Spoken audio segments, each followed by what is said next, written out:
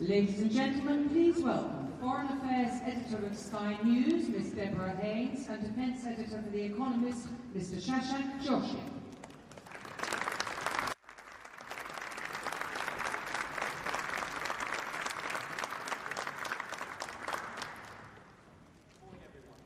Very much for joining us here today.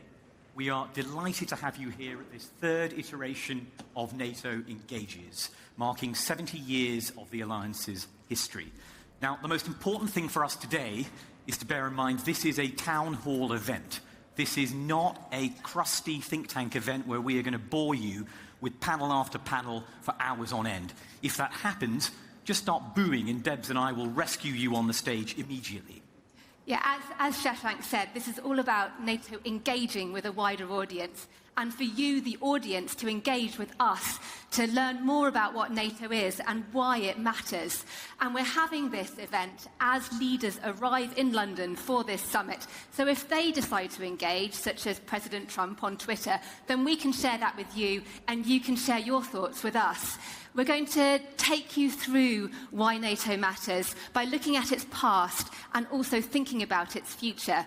We're going to be hearing from individuals who will be talking about key events that meant something to them, such as the invoking of Article 5 for the first time after the September 11 attacks. In terms of now, we're going to be looking at how NATO is adapting for current threats, including the Russia challenge, the challenge of great power competition, which means the rivalry between big global powers such as China. And we're also going to be looking at the future, with NATO about to enter the space domain, NATO even thinking about climate change, and NATO also looking at disruptive technologies and asking how that changes the very nature of war. We are very grateful for all the speakers today, but we also know we have a very accomplished audience, equally talented in your own fields as anyone here on the stage, and we're particularly grateful to have non-traditional security voices, the sorts of people who may not focus day in, day out on the bread and butter of NATO issues. But first, we'd like to thank our consortium partners, those who have helped organise this event today. The Atlantic Council, GlobSec, King's College London, the Munich Security Conference, and the Royal United Services Institute. We'd also like to thank our institutional partners. There is a long list of them, but it's important that they all get a mention. So they're the British International Studies Association, the Brookings Institution, the Coalition for Prosperity, Elcano, the European Council on Foreign Relations, the German Marshall Fund, Global Focus, the International Institute for Strategic Studies, the International Centre for Defence and Security, bear with me, Jagello 2000, the Leonard Merry Conference, LSE Ideas, the New Strategy Centre, the Polish Institute of International Affairs, RAND Europe, nearly finished, Foundation for Political, Economic and Social Research, and Women in International Security. And that's all we have time for today. Thank you. Sorry. I will also thank our media partners who are bringing this event to the wider audience, the wider world. That's Defence News, NBC News, and Wired UK. And I thank our sponsors who've made all this possible, BAE Systems, Improbable, who we'll be hearing from later in the day, General Atomics, and the German Federal Foreign Office. Now, why did you want to come here today? It's to listen to a really exciting lineup of speakers. We've got heads of state and government, we've got ministers, we've got military chiefs, and we've even got a superstar Afghan singer. What we're really keen on is active audience engagement today as we tackle these issues. We'll have a number of formats. We'll have small town hall type discussions, but we'll also have spotlights on particular specialist issues by experts and specialist speakers. And we'll have storytelling sessions where people talk about how NATO has affected them in very personal ways over the years. This whole event is being live streamed, so if a camera points in your direction, give it a wave to people back home. And you can also engage by using social media, Twitter or Facebook. It's hashtag NATO Engage. That means you Russian trolls as well. And really importantly, if you haven't done this already, can you please pick up your mobile phone? I've done this, and I'm useless with technology, so you can all do it. If you look in your app store, you can find the NATO Engages app. If you can download that, this is the way for you, not only by sticking up your hand and asking questions, but for you to be able to engage with our panelists and our speakers, and also for them to engage with you by posing questions to you for you to answer. All right, we're going to warm you up, so please open the app. We'll actually test whether you've done this now, if you followed instructions well. Open the app up. We have a couple of vitally important questions for you to test how this works. There's a lot of people looking at their phones. This is positive. Yep, okay, all right. And could we please have the first question up on the screen, please? And if not, you'll see it on the app. Okay, I'll read it out to you. What's the best part about being here in London?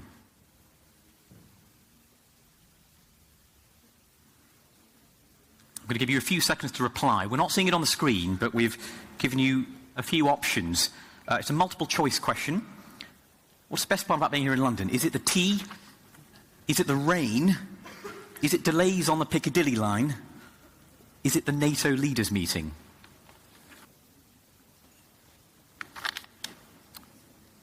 We're not seeing it on the screen, but I'm trusting that the technology is doing its work and generating results for us as we speak.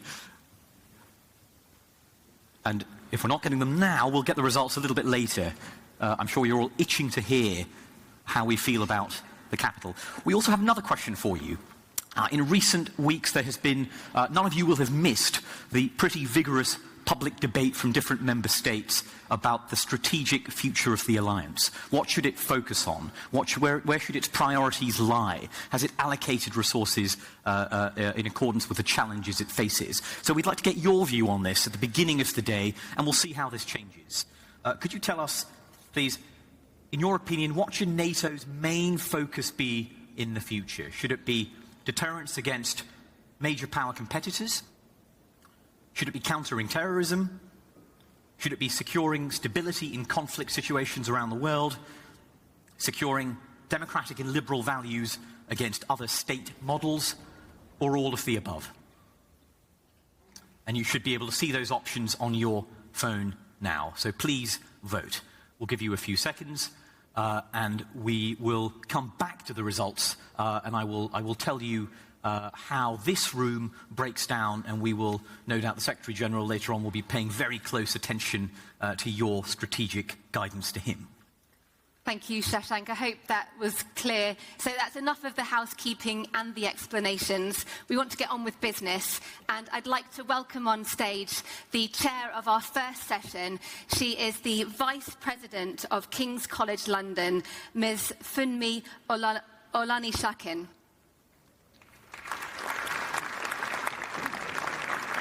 Thank you. Good morning, ladies and gentlemen. It is a real privilege to be here today to participate in this important NATO Engages event on innovating the alliance. We at King's are incredibly proud to be one of the 5 consortium partners responsible for putting together today's proceedings. We have many King's students volunteering on the ground today. A particular thanks to them for helping to make this such a memorable day. I am hugely encouraged to see such a strong turnout of young people in the audience from many of the Alliance's member countries. It will be you, the next generation, that will have to live over the longer term with many of the decisions taken in the NATO context in the months and years to come. It is essential that your voices are heard, so you make your own distinct contributions to the discussions and debates so vital to shaping the future of the alliance. This week is tinged with sadness for us at King's. On Saturday, our beloved colleague, Professor Sir Michael Howard, MC, sadly passed away. In founding the Department of War Studies almost 60 years ago, and I'm a student of War Studies as well, Sir Michael established King's as the go-to place for the study of war and conflict in its various forms. In this session, we're going to hear perspectives on innovating the alliance from the Right Honorable Ben Wallace, who was appointed Secretary of State for Defense on 24th July. Ben Wallace has a military background as an officer in the Scots Guards since service in Northern Ireland, Germany, Cyprus, and Central America, and being mentioned in dispatches in 1992. Ben Wallace's parliamentary and government career have seen him in many important roles. Most significantly for today's event, before becoming Defense Secretary, Ben Wallace was Minister of State for Security at the Home Office in the UK's Interior Ministry. Security is not an abstract concept for many young people, even in NATO member states like Britain, and Mr. Wallace was in that role during the terror attacks of 2017 and the Russian state attack in Salisbury in 2018. He oversaw the response to the terrorist attack on the Manchester Arena in 2017, which deliberately targeted young people attending a concert, killing 22 and injuring hundreds, and with victims as young as 8 years old. He's therefore an ideal person to open an event about today's challenges and the future of NATO. It is my great pleasure to welcome the Secretary of State for Defense to NATO Engages, and I now hand over the floor to him. Many thanks.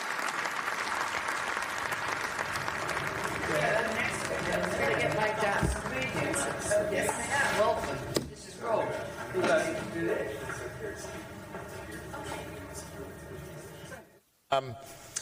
We have a good NATO weather forecast today. It's nice and sunny, so don't believe the hype about London being rainy in December. We can fix a lot of things in the alliance, and the weather is one of them, and I'm happy to spread that fake news as I go. It's also great to see such a diverse audience in the room, because we don't just have NATO officials and think tanks here, but students from across the alliance, I understand from 70 countries for 70 years. Today's leaders you're going to hear from, and perhaps tomorrow's leaders, are sitting here in the room. And it's fitting that this conference isn't simply about reflecting on NATO's first 70 years. It's also about how NATO can contribute to make the world safe for another 7 decades, and how we can adapt to the new challenges facing us, from cyber threats to climate security. Historians of NATO know that our alliance has always risen to whatever challenges has been thrown at it. After the carnage and slaughter of the Second World War, 12 nations came together to guarantee one another's security, protect our freedoms, and keep the peace in Europe. We came together to defend our common values, and that most noblest of cause, to defend those that cannot defend themselves. That purpose is as true today as it was then. Our alliance held true to that mission through the long winter of the Cold War. Then, when the Berlin Wall fell some 30 years ago, NATO was instrumental in safeguarding the peace and stability of a continent in flux, turning former adversaries into allies by holding out the hands of friendship and freedom across the continent of Europe. And when the world changed again in September the 11th, 2001, NATO stepped up once more, invoking Article 5 for the first time, as we all stood together in support of our US allies and in solidarity against the scourge of terrorism.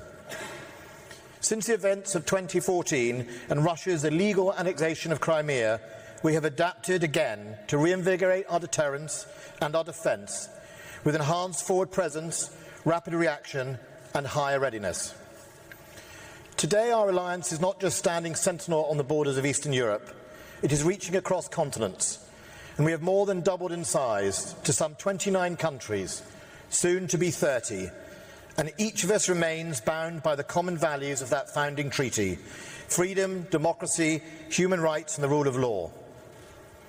To those that doubt the potency of NATO, you should ask yourself why, if an organisation is without purpose, do our adversaries put so much effort into destabilising our alliance? But today we face new challenges, and keeping with our best traditions, we must continue to adapt. Traditional warfare has changed. The threats are no longer only conventional, no longer only overt. Our adversaries are striking from the shadows. They are pursuing new tactics to divide and destabilise, exploiting new technologies to exacerbate the uncertainties of an uncertain world and to undermine our way of life. 6 years ago, the Russian Chief of the General Staff, Valery Gerasimov, wrote that the rules of law has changed. As the role of non-military means in achieving political and strategic goals have grown, he said that long-distance, contactless actions against the enemy were becoming the main means of achieving combat and operational goals. With social media, cyber and more open societies giving our competitors unparalleled opportunities to achieve their aims, the Gerasimov doctrine is here to stay. And hybrid warfare is our new reality. It is constant and challenging to all our aims. Our allies in the Baltics and our partners in Ukraine and Georgia are only too familiar with such tactics. But this is happening right across our alliance. It's happening here in Britain. Before taking up this post, as Fumi said, I was the UK Security Minister for over 3 years. I got to see into the shadows and see the daily attacks on our societies that many do not. Cyber attacks, disinformation, assassination, corruption, all prosecuted on our open and liberal societies. The urgent question is therefore, how can we individually, but as importantly collectively, respond? I believe that the answer is threefold. It starts with investment. Investment in both our conventional forces, which are so important to effective deterrence, and in those new capabilities needed to address the challenges that lie ahead. In this context, I welcome the news that Canadian and European allies will be increasing their defence investment by $400 billion by 2024, which represents significant progress towards our shared pledge to spend 2% of GDP on defence, though there is, of course, still more to do. And I'm proud that the United Kingdom has been taking a lead in NATO. Not only have we consistently spent 2% of our GDP on defence, but we are the first ally to offer our offensive cyber capabilities to the alliance. Today, British servicemen and women are standing shoulder to shoulder with NATO allies, including 1,000 British troops leading enhanced forward presence in Estonia and supporting it in Poland, as well as a similar number in Afghanistan, developing Afghan leadership and counter-terrorism capabilities as part of NATO's Resolute Support Mission. Next, as the title of this conference reminds us, it's about innovation. NATO is now looking at the ways in which new and emerging technologies will continue to change the threat landscape, from hypersonic missiles that reduce our decision-making time in the face of an attack, to quantum computing, potentially rendering current encryption obsolete. We must understand that these challenges are what we face today, and we must adapt to them accordingly.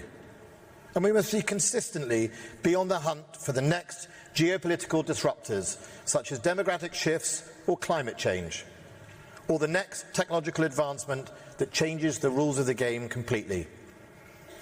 Maintaining our technological edge is the only way we can avoid obsolescence and deliver on our most important pledge, keeping our people safe.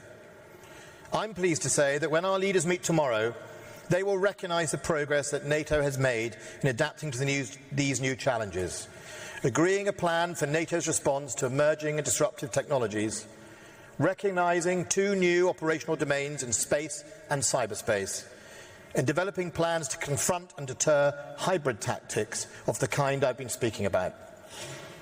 But strong those achievements are, there's always more to do. While the alliance is faster, fitter and fairer than it has ever been, we will have to keep changing, keep adapting to tomorrow's challenges. And finally, it comes down to solidarity. Our comparative advantage over our competitors has always hinged on our togetherness, our unity. We are a civilian-led alliance of democratic states. That is not a weakness, that's our greatest strength. And while differences of opinion are normal in any democratic organisation like ours, we ultimately succeed because each of us trusts that the other will have their back. Our joint commitment to Article 5 is the cornerstone of our solidarity. It is the cheapest form of defence. But you can't have that without engagement. And that's why we're all here today. NATO needs your insight, your challenge, your new leadership to provide the same level of protection and security to future generations as it did to our forebears. As Security Minister, I always used to say that security is not a competition, it is a partnership. That incredible partnership has protected our nation for 70 years, and as long as we keep our solidarity, staying true to our values, our guiding light, then NATO will remain the greatest defensive alliance the world has ever seen, and continue keeping our people safe for many years to come. 70 years ago, at the signing of the North Atlantic Treaty in Washington, the US President at the time, Harry S. Truman, said, "Men with courage and vision can still determine their own destiny. They can choose slavery or freedom, war or peace." His words on that day are as true now as they ever were. We must stand together. No side deals, no separate voices. Our adversaries strive for that division. They fund that division and target that division. But we will not let them succeed. Thank you very much.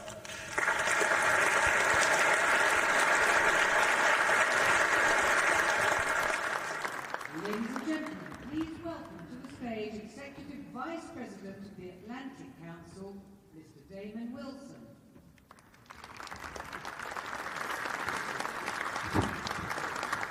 Good morning. Good morning, everyone, and welcome to NATO Engages. I want to thank the Right Honourable Ben Wallace, our hosts, Her Majesty's government, for helping to set the scene with those set of opening remarks. You heard from the Minister a strong commitment to the alliance, a sense of how NATO has safeguarded our communities, our populations over the past 70 years, but how it remains focused today on its transformation for the future. You heard the Minister just say, no side deals, no separate voices. This is meant to be the 70th anniversary Leaders Meeting, a capstone to a year of celebrating NATO's 70th anniversary. It was meant to be after Brexit. And yet here we are in the midst of a British election. Brexit still plays out.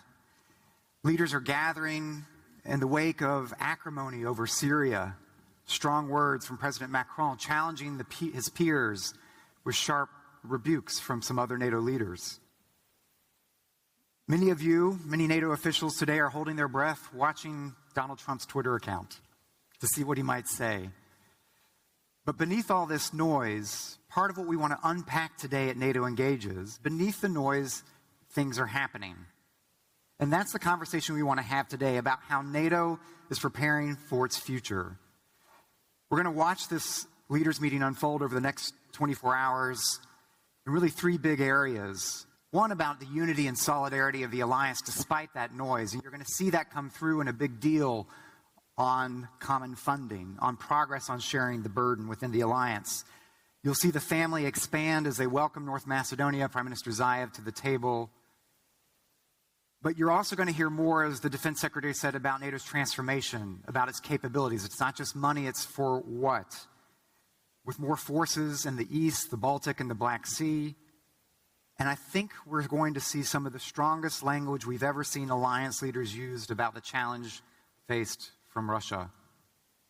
But the last point the Defense Secretary laid out, perhaps the most important to inform our conversations today, is about the future, about how this alliance adapts.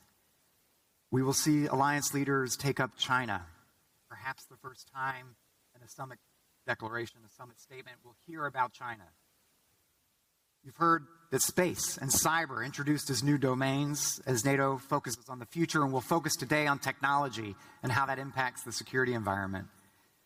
And finally, climate as well is something all of our leaders are recognizing as an urgent issue. We're going to begin this debate with a terrific conversation with some terrific friends, colleagues, panelists on what's NATO's role in an insecure world, adapting to an era of great power competition. So I want to invite to the stage the panelists who will help us kick this off. Tomas Valisak, the Director of Carnegie Europe. Corey Shockey, Deputy Director General of the International Institute for Strategic Studies. Thomas Gomard, of the Institut Français de Relations Internationales, IFRI. And Gunnar Eibet, Senior Advisor to the President of Turkey on Foreign Policy. Welcome. It's a pleasure to have you with us.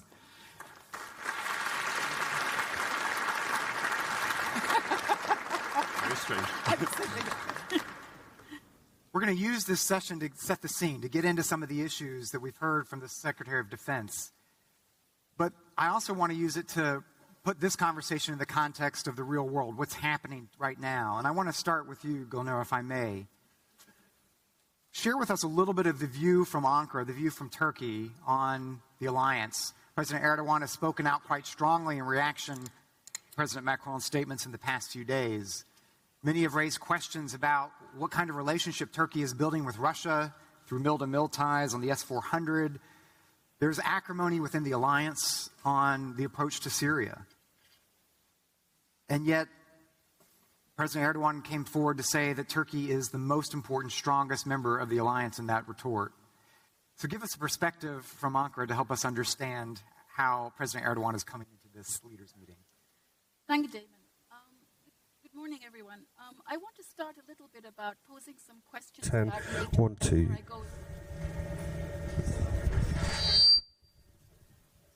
Question surrounding this summit is not so much about the role of NATO in an insecure world, but how NATO stays together, I think, in an insecure world, which is a very fundamental question. Now, NATO has never been shy or short of trying to adapt itself, and it did this very remarkably in the 1990s, which was great. But the problem is the 1990s are over. And I think this is one of the things we need to digest. So all of this triumph of absorbing the post-communist states through projecting stability, enlargement, partnership programs waned with new challenges, such as the rise of Russia and China, the alteration of trade routes with new initiatives like Belt and Road, cyber attacks, hybrid warfare. Technology transcended our traditional understanding of boundaries and regions. And when we add to that the growing geopolitical instability, particularly in the Middle East, that's left fragmented states and the greatest refugee crisis of our time. Amidst all these geopolitical changes, we also have an essential ideological battle within the West between those who would like to preserve an international liberal order and those who prefer an inward-looking protectionist policies. Now, that's a pretty long list of how much the world has changed. So I suppose leading on from that is a question, why is NATO still facing this new world with the tools of the 1990s? And in the midst of all this change, the biggest challenge, I think, for NATO is that allies are beginning to have different security priorities. Today, one of NATO's allies, Turkey, faces a dire national security threat from terrorist attacks. These are augmented, planned, supported, and trained from across our border from Syria. It's a 915-kilometer border, and it's NATO's border. But NATO allies, unfortunately, have failed to understand this existential threat of the YPG to Turkey. Just in this last operation, we have closed off over 460 tunnels that lead from Syria into our country. These tunnels augment and support terrorist attacks that kill Turkish civilians, Turkish armed forces. These are the armed forces of NATO. So if NATO members do not acknowledge this existential threat to Turkey, I think this will undermine NATO. But Turkey does not question NATO's foundation or its purpose. It questions the alliance's understanding of Turkey's national security threats. And it believes that we should engage in a realistic and frank dialogue about this. It's about time. We do not question the validity of Article 5. On the contrary, we expect it to be fulfilled. A NATO that is fit for purpose would acknowledge this existential threat to Turkey. And this would actually make NATO stronger, not weaker. As I mentioned, we have a very long list of challenges. Isn't it better that we start working together to address them? Thank you, Gülnur. Let me pick up on this. You mentioned a battle, ideological battle even within the West. Thomas, let me turn to you. you're here after President Macron has sort of set the terms for a little bit of the debate over the next 24 hours in a way that he was trying to challenge Europe to be a more geopolitical, geostrategic player by shaking up his peers with the brain-dead comments, as everyone's familiar with. Can you unpack a little bit what you see as French strategy coming into NATO, into this leaders meeting? Sure. If you allow me, I will stand up because this chair is a sort of instrument of torture, to be honest. So I prefer to stand up. And I'm not trying to throw the French off balance. Yeah, absolutely. You know, it's a bit difficult for nowadays to be a think tanker in France because our president is much more provocative than all the think tankers, you know. He stole your thunder. So now my job is certainly to be more balanced. So we are in a completely reversed situation. Now, more seriously, what has been said by President Macron is obviously very serious. And I think that what is expected is to have a real strategic dialogue, a real strategic discussion, and not to continue as if everything was okay. For sure, it's not the case, and that it was said rightly, for instance, the assessment made by Turkey is very important. There is also the different assessment of Russia. There is also the different assessment regarding the future of the transatlantic relations, for instance. So let me focus on the transatlantic relation because I do believe that NATO is the key element for the future of the transatlantic relation. The thing is that the North Atlantic is less important in strategic terms than it was previously. There is a shift of the center of gravity towards North Atlantic to the east of Asia. That's a fact. We should adapt to that. It's a real concern, namely for Europeans, which will be much more in a peripheral situation than the US in the next decade. So that leads me to see that if NATO should be useful, and I do believe it will be useful in the next decade, it is precisely, you know, to contribute to the future of the transatlantic relation, which is at the time being in danger, because the other part of the transatlantic relation, it is the EU, which is more and more often blamed by the US in terms of trade policy, for instance. So I do think that the future of NATO is certainly to try to improve the relation with the EU, precisely to contribute to the future of the transatlantic relations.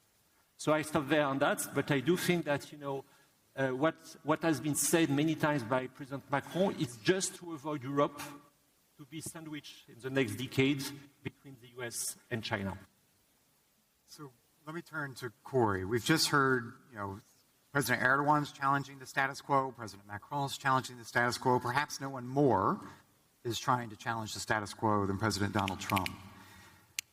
How do you see the United States, which has been so focused on this issue of burden sharing, but in a way that has produced questions about America's commitment in the alliance?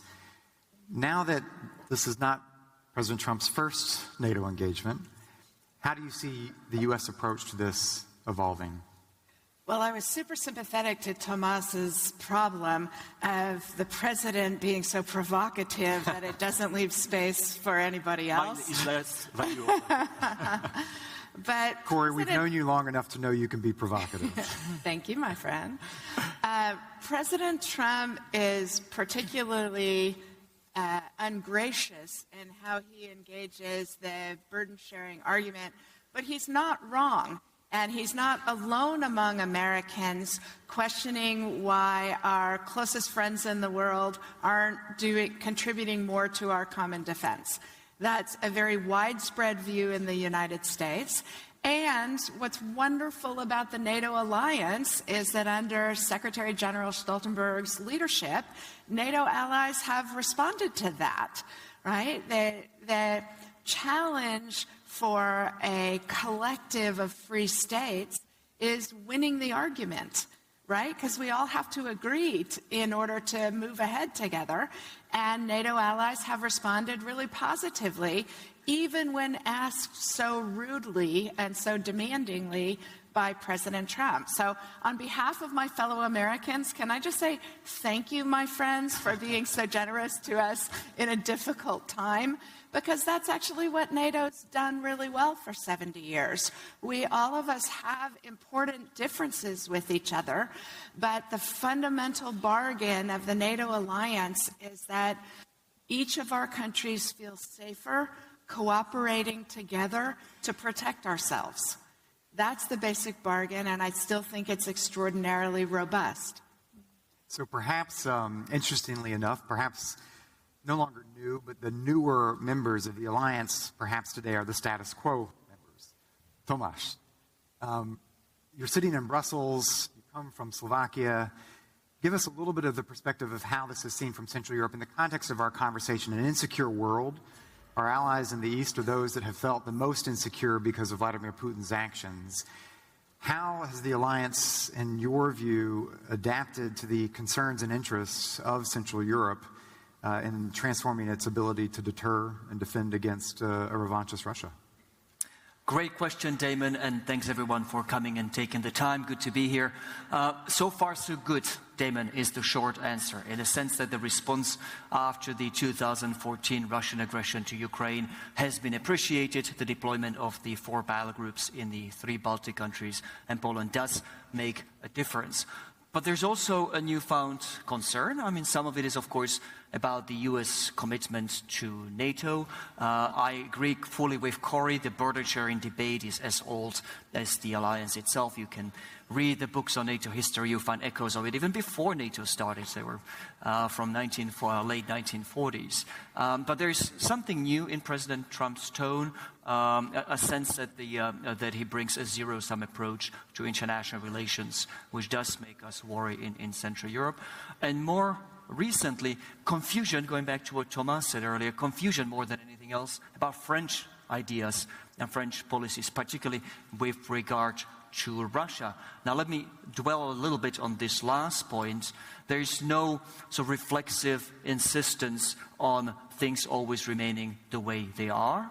There is, I think, opening towards debating what better sort of living arrangement one can reach with Russia. I guess we're a bit more we have lower expectations perhaps than France of what might be achieved in terms of improved European-Russian conversation or European-Russian security architecture. But what there really is where the really main confusion lies is what exactly is President Macron's plan for engaging the Central European allies? Countries that have tried really hard in Central Europe, countries like Estonia, which have troops in Mali, not just Estonia, the Czech Republic and Romania too, that have tried really hard to put themselves in the shoes of France and of Paris and to understand the French concerns and the French view of the world, are finding that there's little compensation, if you will, little so quid pro quo. When President Macron did give this speech on more recently to The Economist, the interview in which he mentioned the need for resetting relations with Russia, he cited President Orban,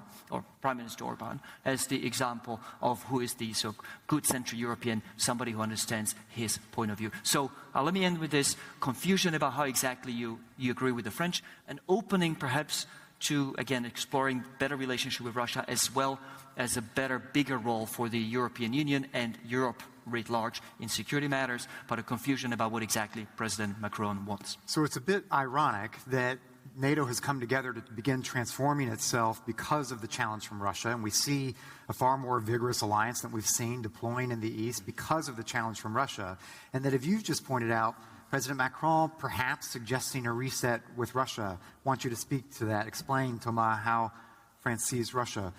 President Erdogan doing military relationships, raising questions about the relationship with Russia. And President Trump, perhaps unwilling sometimes to call out Russia for its actions. So help me understand this, that the alliance has transformed more than it has in decades because of a Russian challenge, and yet 3 key countries are raising questions. Thomas, what is Macron trying to do? Well, that's a very important issue, and I will try to clarify this confusion. First of all, and it's not to be provocative, but I think we should not portray France as a pro-Russian country. France, within NATO, didn't buy Russian weapons, so it will be also a question, on this side. Very first point. Second, I think we should be back, to the situation in Ukraine. In fact, many critiques can be made, about what was done with the Normandy formats, but to a certain point, it stops the escalation from my point of view. So we'll have the next meeting, 9th of December, and I think it's positive for all of us in terms of stabilizing, European security. Third, I think that what is said, by President Macron should be also understood in the overall context. Yes, he said rapprochement with Russia because he does believe that it's a very, tricky situation in which we have today less contacts with Russia than during the Cold War with the USSR. There are less working channels at the time being. And that's a paradox, because the situation is completely different from the one during the end of the Cold War. So that leads me to the overall, vision of President Macron was to say, yes, rapprochement with Russia, without being naive. He said all the time, in his discourse. We know pretty well the Russian regime, believe me, because there was interference, during our election, like in the US and so on. I can elaborate on that. But you have this rapprochement, and you have also another thing which is very important and which has not been underlined in my view, which is also the Indo-Pacific strategy. That leads to the concern, which is, to some extent, addition with rapprochement with Russia plus Indo-Pacific strategy leads to China, which is maybe a way also to have a real discussion with the US. So I'm going to pick up the China theme in just a minute, but let me play out Russia first. So President Macron and President Erdogan have had a little bit of a public spat coming to the summit, and yet we're hearing that perhaps both of them are pursuing in their own ways some kind of rapprochement with Russia. Turkey has bought weapons, the S-400. Gülner, what is President Erdogan trying to do with Russia? Well, I think they're two separate issues. Turkey's relationship with Russia is largely a compartmentalized relationship. When it's a pragmatic compartmentalized relationship, areas where we do agree on, where we can cooperate, we do. Things we disagree on, we leave them outside the door when we have to cooperate. And this is a necessity because we're very close to each other. We're sort of reliant on each other in the energy trade as well, supply and consumption. And we've got the Turkish Stream project as well. So there's lots of issues there that bind us together and compel us to cooperate. But like I said, it's a very compartmentalized relationship. Now, the S-400 is a separate issue because it's really a requirement. We have a military requirement for our own air and missile defense, which we've had on the table since the 1990s. And we did try to purchase it through other means. We asked for the Patriot about 10 years ago. The United States didn't give it to us. We looked at other avenues. And we settled for the S-400 because it fulfills this gap in our defense systems for the time being. But it's not the end of the road. So we want to develop our own air and missile defense system, which we will do. But further down the road, we'll still look at other options. So it's not, it doesn't end with this. But as NATO Secretary General has said, Jens Stoltenberg has said, that this is actually an issue, it's a bilateral issue between the United States and Turkey because of the US concerns about the F-35 program. And now we've set up a technical committee to look into this and to allay the concerns of the United States. It is not a NATO issue. This is a standalone system. And Jens Stoltenberg himself has said, NATO cannot interfere in the procurement choices of their allies. So that's basically, Gülner, I saw Corey shaking her head during your comments. Corey, Russia, Turkey, Congress and the White House aren't exactly reacting on the same page. Congress has been quite outspoken about its concern on Russia, potential for sanctions, and now you're hearing voices raise these concerns about sanctions. Should Turkey even be a NATO ally is actually a conversation in our Congress. That's not really where President Trump's voice has been on this. How is this dynamic, how is the United States approaching this dynamic, handling Russia and allies that want relationships with Russia? So the fundamental thing to understand about the American government is that it was built by people who distrust government. And so all of the various checks and balances, it's very easy to think that the President of the United States is the only important voice, but that's actually not true. The courts are an equal voice. The Congress is an equal voice. States balance the federal government. we're a big argument in the United States, and that fits who we are as a political culture. And so, for example, I find the president's attitude about Russia genuinely shocking, and so do the intelligence agencies of the United States government. But the president is disinclined to share their view of Russia's interference in our elections, of the threat Russia poses for us. And so what you see is the Congress taking action to counter the president's decisions. Because in the United States government, like in the alliance, you always have to win the argument. And the President of the United States hasn't won the argument with the American people or the American Congress about Russia. So when the new Congress was seated in January of 2019, one of the first legislative actions they took was denying the President of the United States money to remove any American troops from Europe because they didn't trust the President's judgment on NATO and on Russia. So we're a big mess, we're a big argument, but it's important to understand how strong the counterbalancing forces are from an American public that likes our allies, that's worried about a Russia that would invade Ukraine and take Crimea and change borders in Europe by violence. So one of the things that we have seen agreement within the alliance, within Congress and the Senate, is to welcome our 30th ally into the alliance. I'm delighted to welcome our the Macedonian delegation. We're delighted to have y'all as allies and to be part of the conversation. We're looking forward to having Prime Minister Zaev with us. Welcome. Welcome to the family. You'll see that once you join the family, it's like any family, we've got a lot of disputes within them. And I want to turn back. One of the reasons I referred to North Macedonia is that folks have begun to notice that China has started to be present in Europe, has started to play an interesting role in the Western Balkans and Central Europe in particular, across Europe. And we're going to see a leaders meeting that probably for the first time has a more structured conversation about what China is. We may see a statement that comes out that for the first time will refer to China, underscoring that this merits being an issue for the alliance. It doesn't mean there's a common approach yet. And so I want to ask this last question, then I'm going to turn to the audience, so get your questions ready. China. You sat around the NAC table, but you've also been in Central Europe, and many have been worried that has China been using Central Europe, the Western Balkans, the soft underbelly, to create a hold in Europe that will at some point, I think as you said, Thomas, force Europe to hedge between the EU and the United States? Brilliant. Before I get to that, Damon, let me add my congratulations to North Macedonia. Slovakia was among the biggest supporters of enlargement because we lived through the transformative effect enlargement or accession has had on our country and a society. And I'm delighted that the Alliance and the Allies have been able to continue extended that effect further southeast. So congratulations. On to China.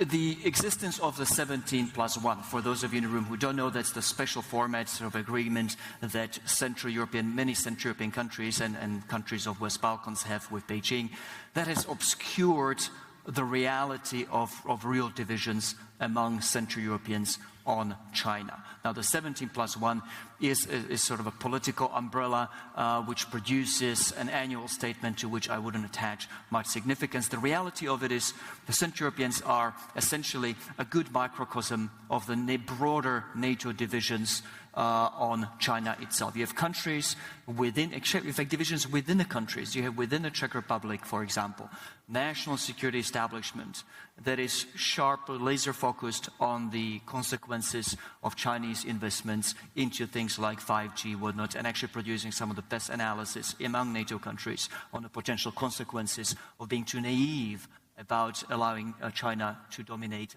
the next generation of IT. And you have even within the same country some of the best examples of how if you're soft on corruption, if you are soft on checks and balances, if you are soft on the powers of a judiciary, you allow not just China, but Russia and other nefarious actors to weaken your own ability to defend your own interest. The reality is China, much as Russia, isn't necessarily creating dependencies or creating vulnerabilities. They are preying, they're in many ways taking advantage of our own failures within Central Europe just as much as in broader Europe, again, to clean up the judicial systems, to clean up the political act, to clean up things such as campaign financing. The best response to China and Russia in many ways isn't to get more alert and more paranoid about China and Russia, it's to take a look inwards.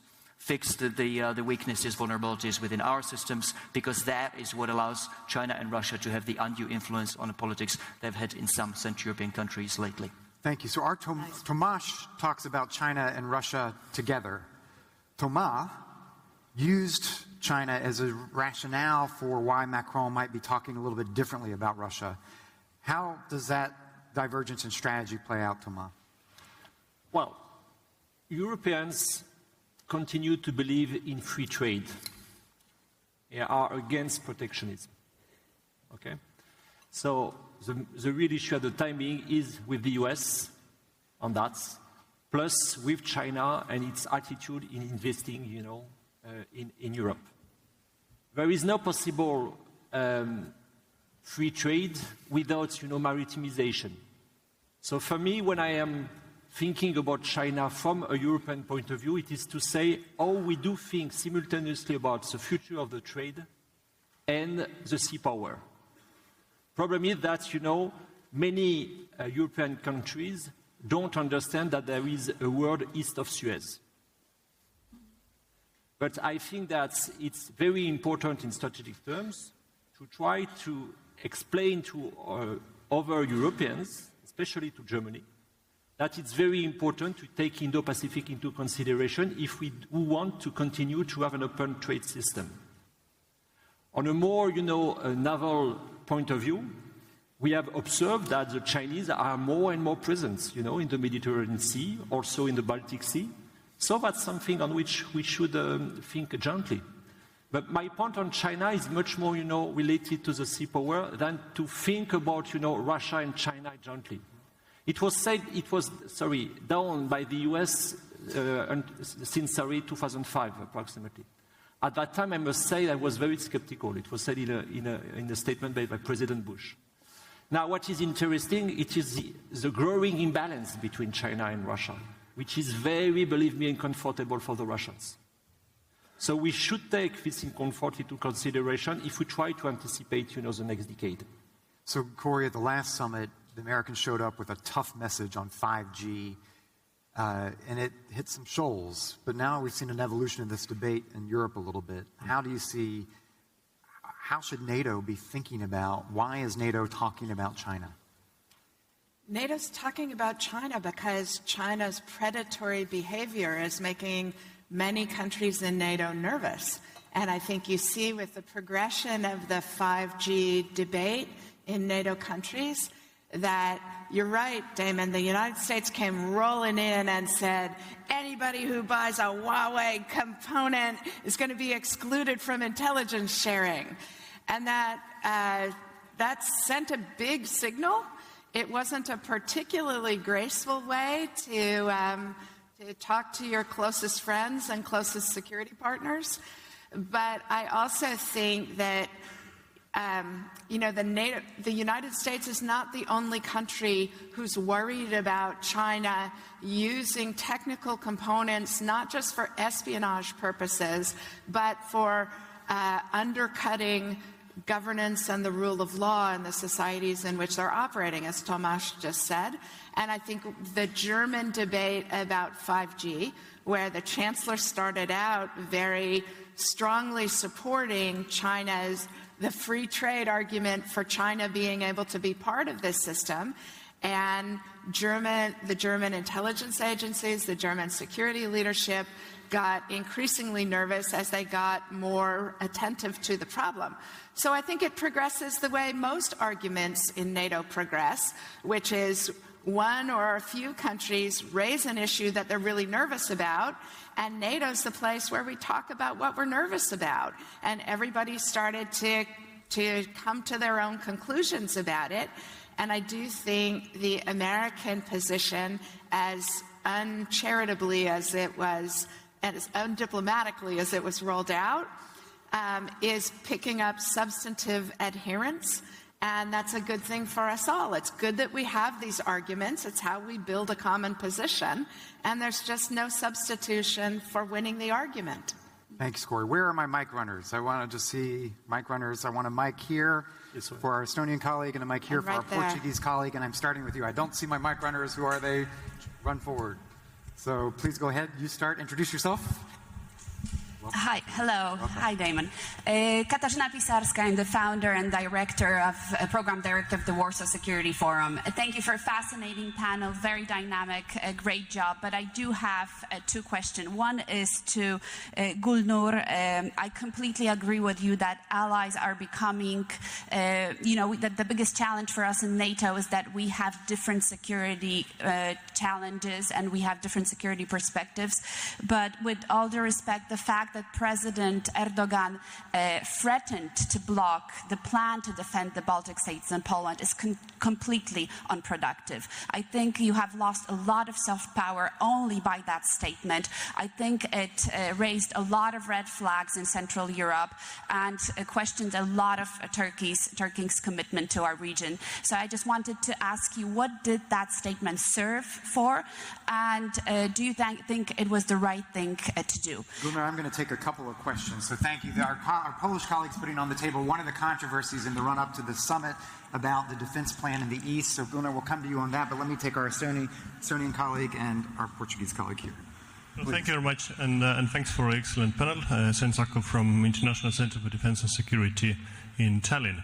My first question was overtaken. I have exactly the same thing for our Turkish friend. The second one is to you, Monsieur Gomart, kind of explaining President Macron.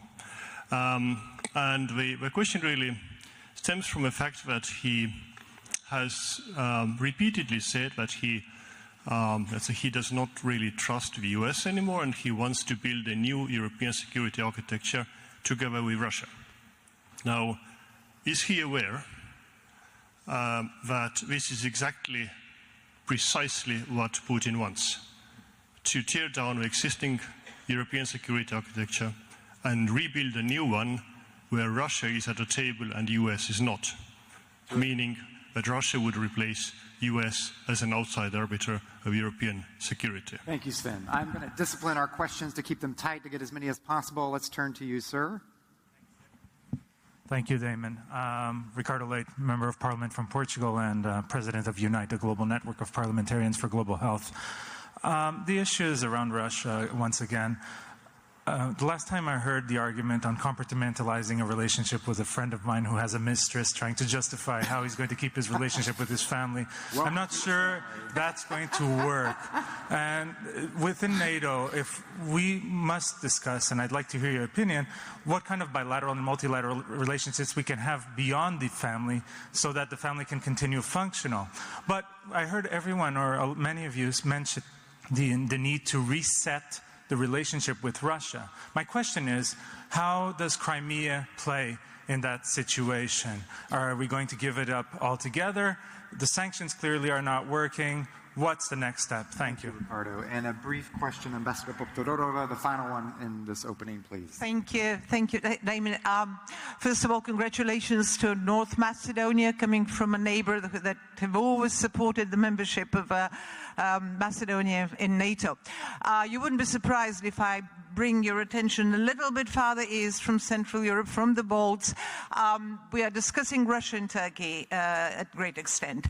How would you discuss, how would you comment Russia's influence plus combined with Turkish interests in the Balkans? Would you agree, and I'm trying to be not as provocative as President Macron, but almost, would you agree that the Balkans may turn to be the soft belly of transatlantic security? Terrific. Thank you, Ambassador. Gunnar, why don't you start off with quick responses here, and then we'll come down. I'll start off with the issue about this defense plan for the Baltics and Poland. Now, this is actually an internal NATO matter. I don't think we should even be talking about this. And I think the way it was leaked to the press has also led to a great deal of misunderstandings, and it's been pulled into different directions. Turkey has always been there for the defense of its allies. We've been part of the planning process. We're going to be heading the command of the Spearhead Force, of the Rapid Readiness Force. And these are internal NATO matters. Now, but now it's out in the press, of course. These kinds of negotiations do happen within the alliance, behind closed doors, about certain documents at the approval stage, right? Now, the same document of the similar sort for Turkey's security actually framed the YPG as a terrorist organization. Now, some allies, I think actually one particular ally, had an objection to that, and therefore they have blocked Turkey's defense plan. And in turn, at that moment, this other defense plan was about to be approved. And right now, Turkey's position is that this cannot be security for some allies, but it has to be security for all allies. What this debate has done, which was unfortunately supposed to be an internal debate, and it's very unfortunate it's been leaked out in this way, is that it's actually forced us to face the fact that, of course we have different security concerns, like we've talked about China and so forth, medium, long term, but then there are also immediate national security concerns. And there you cannot have a compromise and address the immediate national security concerns of some allies and not address the immediate national concerns of another ally. So in terms of national security concerns, we really have to be on the same page. Otherwise, we will not be able to agree on anything else. That's the time on the clock. But I wanted to say a few things on Russia, but maybe let the others pitch in and then come back to Russia, because I was asked about that. Okay, let me pick up Thomas, because there was some skepticism about French views. Quick response to the skeptics out there. I would respond to your question coming from this gentleman and this one. So the question is President Macron aware that a discussion directly between Europeans and Russians are the one expected by Putin? Yes, he is. He's aware. Now, what does it mean? That means also, if you read all the statements, you know that it is always said that we should have a dialogue franc et direct with Russia, with our allies. And, I have already mentioned the term naivete. There is absolutely no naivete about, the nature of Putin's regime. That leads me to your question.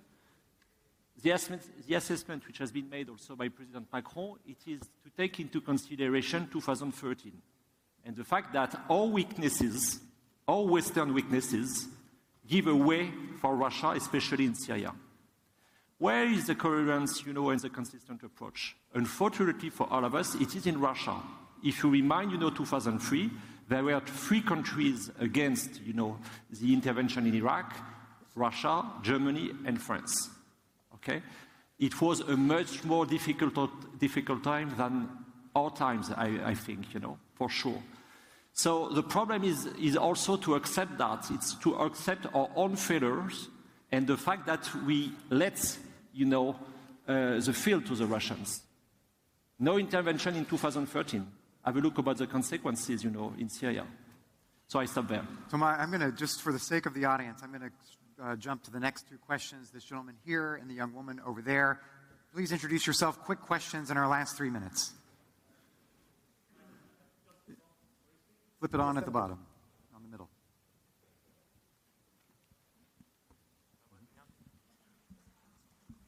Hello. Testing, yes. You just talk right into it. Yep. Hi there, Justin Bronk from RUSI. I'm an air defense specialist. My question was to Gulnar. You justified the S-400 purchase, which is one of the key splits within NATO, on the grounds of a key military requirement. How does that sit with the fact that the S-400 system, particularly if not joined up to Turkey's air picture, common air picture, which is NATO standard, so cannot be integrated, A, can't be used against enemy aircraft because you won't see IFF, identification friend or foe, or even air traffic control information, but also the fact that the S-400 system is not actually compatible with defending against the short-range rockets, artillery fire and mortars from Syrian territory that you're actually concerned about? Thank you, sir. All right, to the young woman over here in 15 seconds, a short question, please.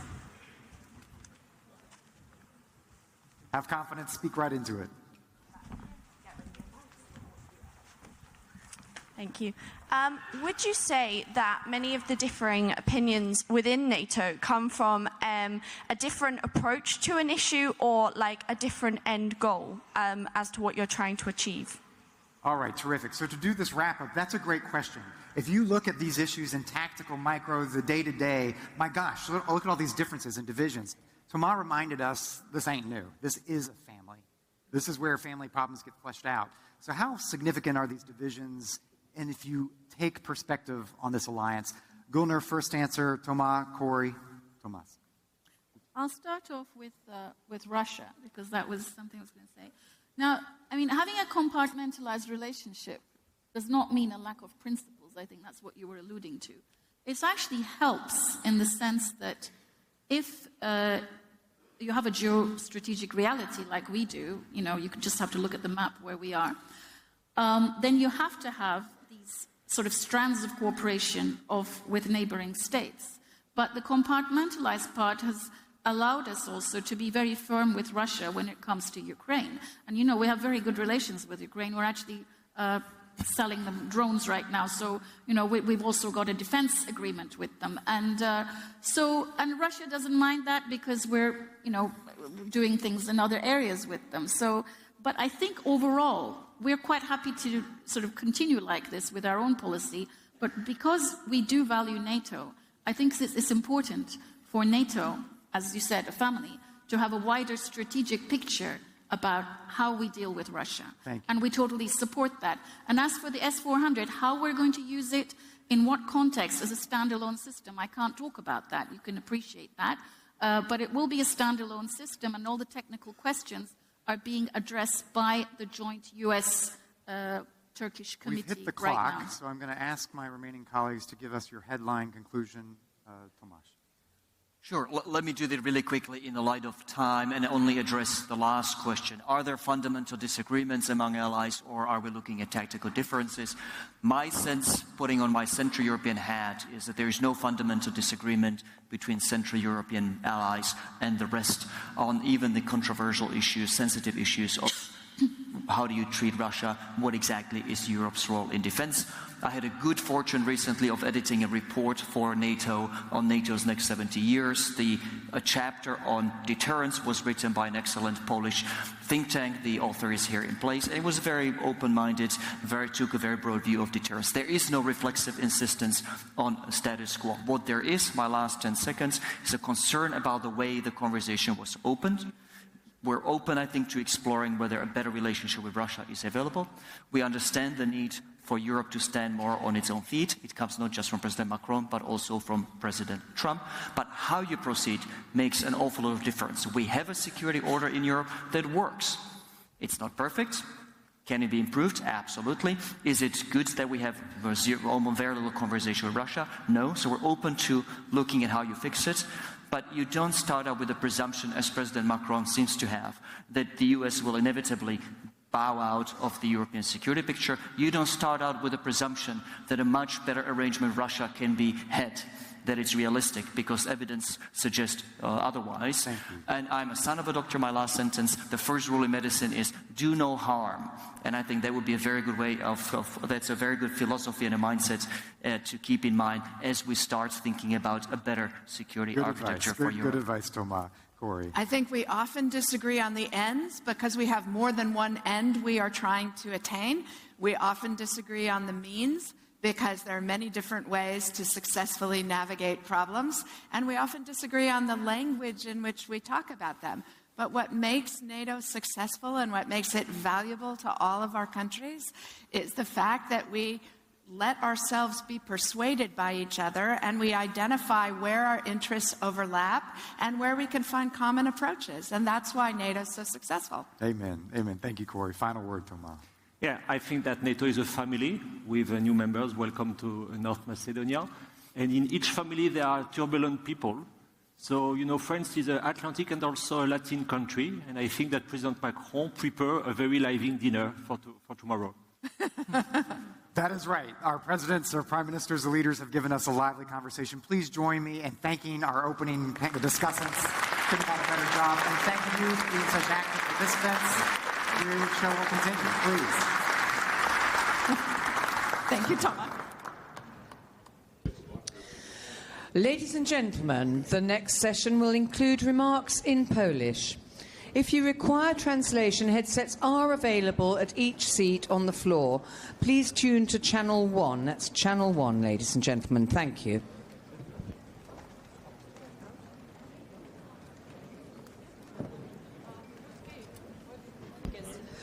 To introduce our next speakers, please welcome to the stage Director General of the Royal United Services Institute, Dr. Karin von Hippel.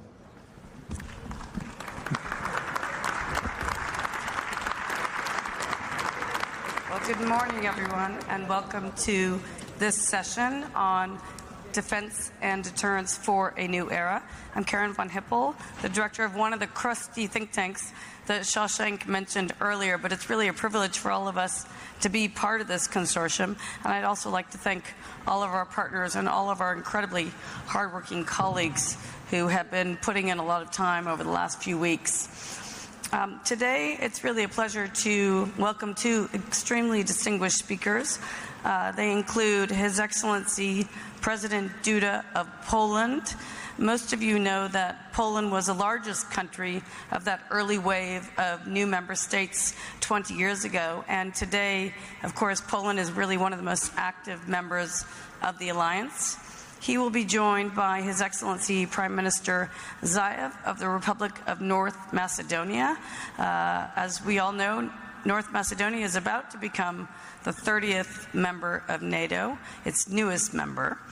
And I think it's fair to say that both countries are extremely committed to a strong alliance. The two speakers will be really discussing how NATO can meet the challenges of this new era of the 21st century. I think given all the issues that were raised already in the morning session, there's a lot for them to talk about. And so we're looking forward to hearing that. Now, I promised, I'm about to introduce our moderator, Stephen Sacker, who, as all of you know, is the presenter for BBC's Hard Talk, and I really promised him a rousing applause from everyone here. So please join me in welcoming this panel. Thank you.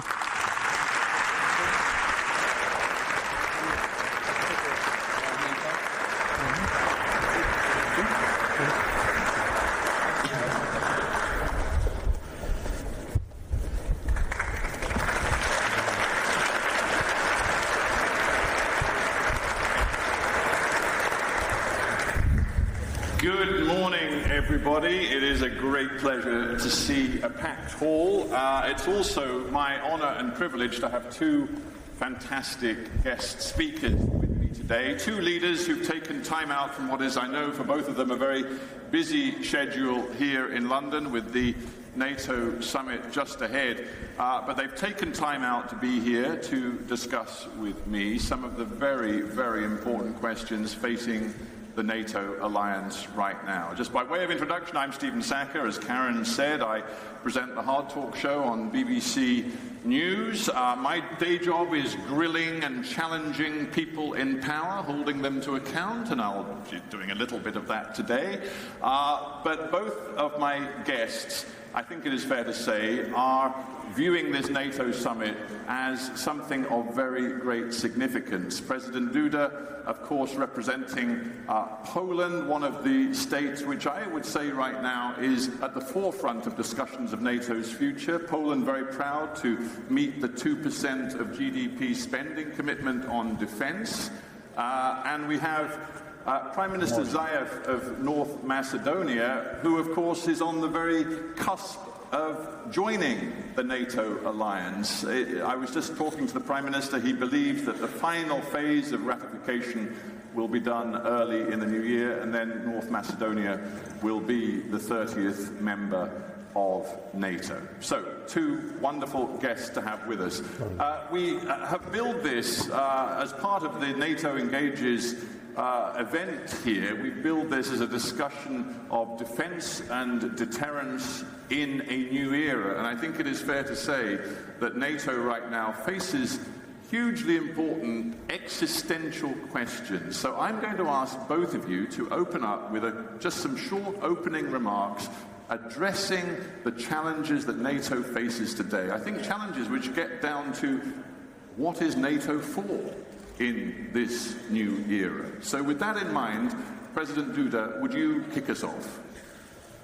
Good morning, distinguished ladies and gentlemen, dear friends. You told me that I have 2 minutes to open this discussion, but this is very difficult to answer this question, a very complicated question, in 2 minutes, because you have to look at the history of my country. The truth is we've been for more than 40 years behind the Iron Curtain. Yes, Poland was not fully independent, was not fully free country, and in 1989 we broke down the Iron Curtain. We won this very important battle, and we became a member of a really free world, democratic Europe, and that was, I can say, our dream to join NATO, the strongest military but defense alliance in the world. We dreamed about it. We dreamed about joining the European Union, and we did it. First NATO in 1999, yes, and after 5 years, in 2004, we joined European Union. And if you ask me about NATO, about our membership in NATO, about my vision of NATO, what I can say. First, we are very proud to be in NATO, yes, because as I said, NATO is the strongest military alliance in the world, and we can say that Europe, but especially this Euro-Atlantic area, is one of the most peaceful and most safe areas in the world now because of NATO existence. And what can I say more? What is our goal? Looking at NATO, yes, we would like to have NATO strong. We would like to have NATO united. We would like to preserve this cohesion of NATO. And what was NATO's best achievement during the last few years? I can say that was the establishing of NATO presence in the eastern flank. Yes, that was very important for our country. That was very important for Baltic states after the Russian invasion, first in Georgia, 2008, and then in Ukraine in 2014. This enhanced forward presence in the eastern flank is one of the greatest achievements of NATO now. Great. Well, if I may then, I'm going to stop you there, President Duda, because what you've laid out there is a vision based, as you put it, your words, on cohesion, on unity, and a real focus right now on NATO's eastern flank. So those are all key points that I want to keep in my head, and we will come back to in a discussion. Now, Prime Minister Zaev, I want you, again, briefly if you can, just as we approach this NATO summit, to lay out for me, as an incoming member, what you see as the purpose of NATO right now, and particularly bearing in mind your own interests in the Balkans. So thank you very much. Thank you for inviting us. It's, for us, it's a specific pleasure because we are the next member country of NATO, 30th member country of NATO. It's good for NATO because 30th is better than 29. But of course, for the region, for the Western Balkans, Southeastern Europe, it's a precious one achievement because mean more stability, security, safety, and immediately mean investment, foreign and direct investment. Everybody who is here must remember them that Balkan in the past was full of conflicts, wars, ethnical wars, a lot of damage for the region, but for the whole European continent. Now, NATO membership after Montenegro, we are next member of NATO. That means really a lot of stability and security. Our citizens for this region, can talk from the citizens from Republic of North Macedonia, so much believe in NATO, in unity, in stability, so we even changed our constitutional name. We became Republic of North Macedonia, of course, because of building good relations with our neighbors.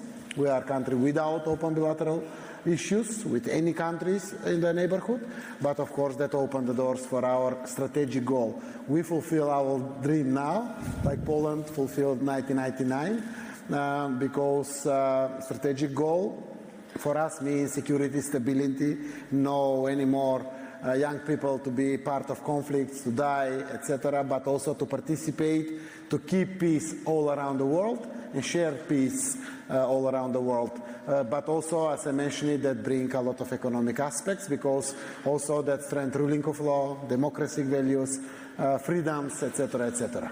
Excellent. Well, Prime Minister, thank you very much. Thank you both. So you both, as I frankly expected, are leaders who've come to NATO using the rhetoric of unity, of cohesion, of stability within the NATO alliance. But now that we get to the Q&A, I'm going to introduce perhaps a little bit of sort of skepticism into the conversation. And by the way, ladies and gentlemen, I should say I'm going to sort of quiz the two of them for 10 minutes or so, and then before we end the session, I absolutely want to see hands in the air, and I want to get you guys involved as well. This is going to be question and answer. It's going to be proactive and interactive, so do frame your own questions as well.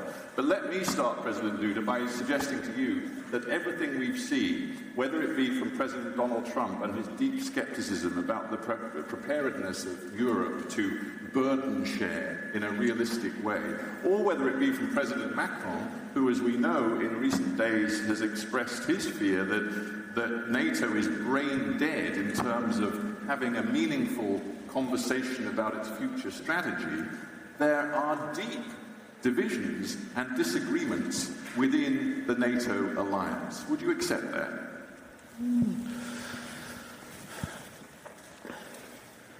You are talking about the political discussions, yes, but I also look at the results, yes. What is the result? The result is NATO presence on the Eastern Front. This is the result for me, yes. This is what I expected. This is what we have now in Poland. But with respect, even in that, Mr. President, you have big problems. The Turkish government is now saying that it will block some of the new arrangements on the eastern flank, defense of the Baltics and I guess Poland as well, unless you all, as a united alliance, sign on to the notion that the Kurdish groups in northern Syria are terrorists and formally acknowledge that fact. Yes, but NATO is an alliance of almost 30 states, yes, 30 countries, and there are many interests, yes, and of course this is the huge field of the discussion of the negotiation. I talked yesterday with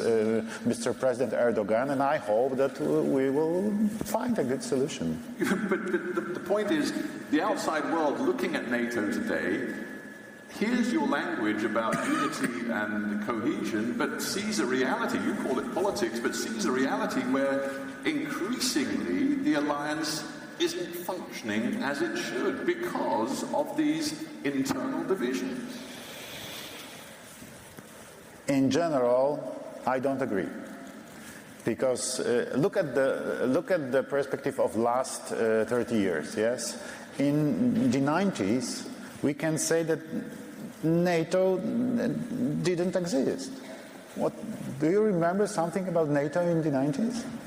Well, it was a different era in the 90s. Of course, yes, NATO was still heavily and defending Europe's borders. Time changed. Yes, but we had new events. Yes, we had, as I said before, we had Russian aggression on Georgia, in Georgia. Yes, in 2008. We have now Russian occupation of Crimea and part of Ukraine, and it started in 2014, so 5 years ago, and we still have a threat of the next invasion.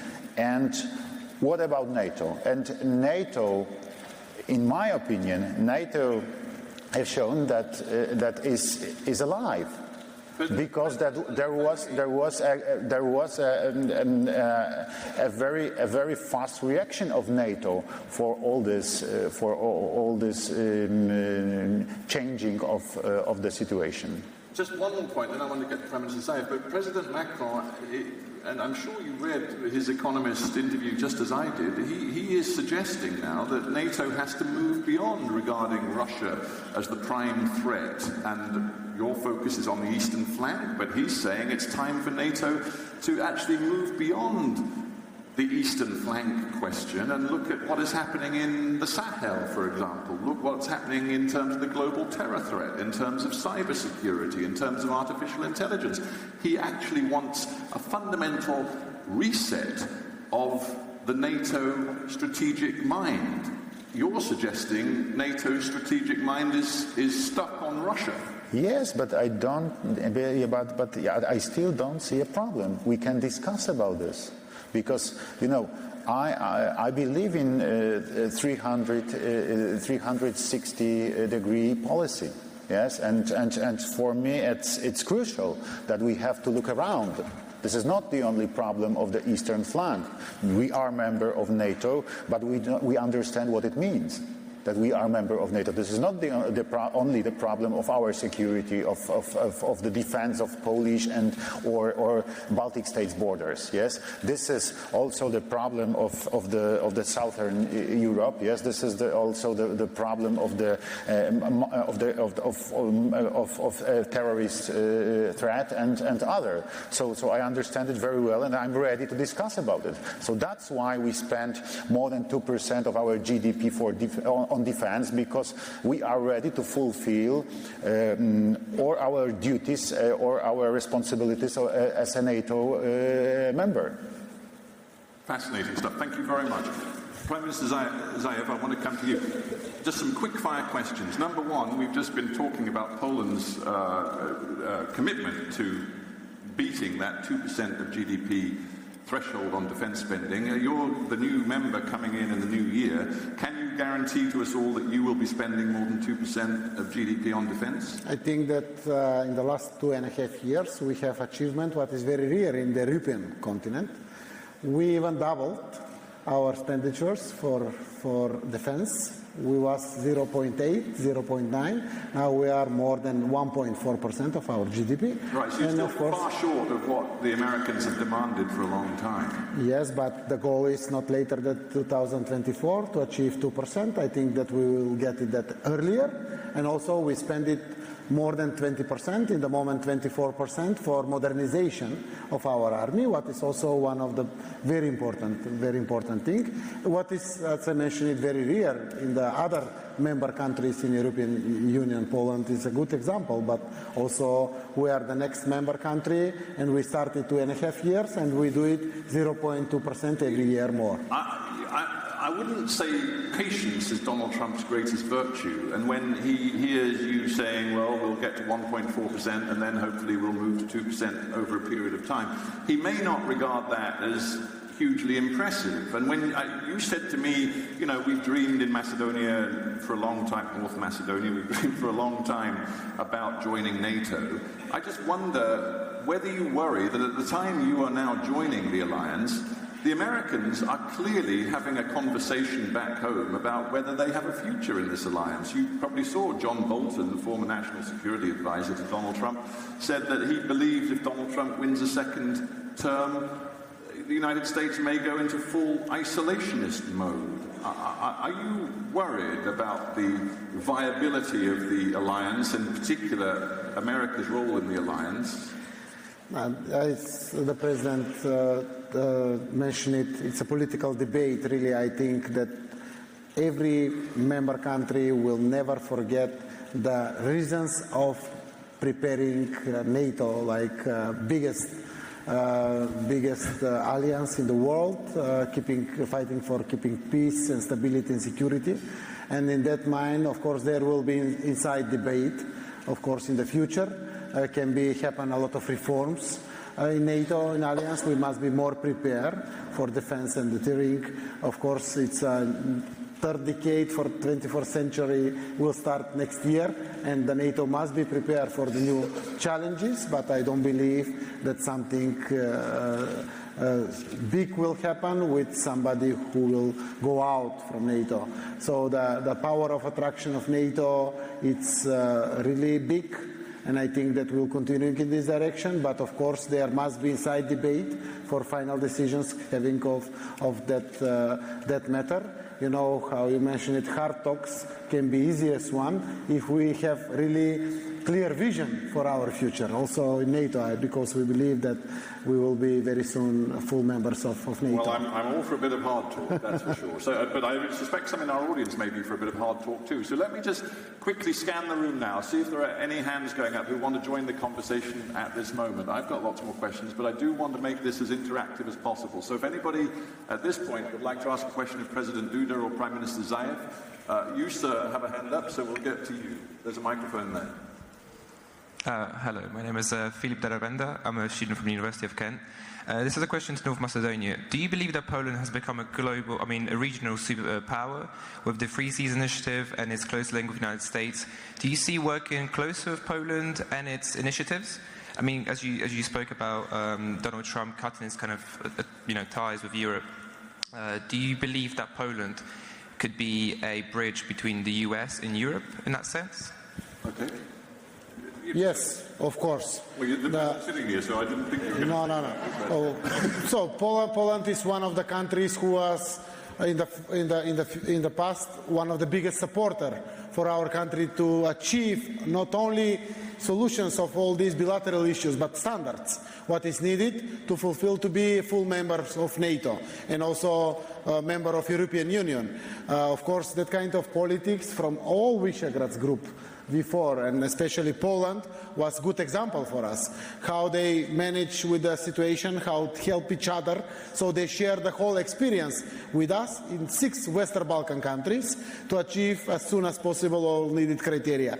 So we fulfill all criteria, having in mind that we are a democratic country, that ruling of law is very important, like the criteria in NATO, complete freedoms, of course, and that is very helpful for us. If I may, Prime Minister, and I want the President's view on this as well, I want to pick up on that question by just reflecting again on politics. Now, you two say, Stephen, politics is politics, but the alliance goes on. But the fact is, just last month, you received a major kick in the teeth from France because President Macron basically blocked your accession talks going ahead for North Macedonia and for Albania, and he said, you know what, I'm not happy anymore with the entire accession process, we've got to restructure it, reframe it, and we're going to call a halt to further accessions. It seems to me that creates another big political tension inside NATO, because here's Macron saying, I want more focus on the EU as a strategic defence alliance platform, and at the same time,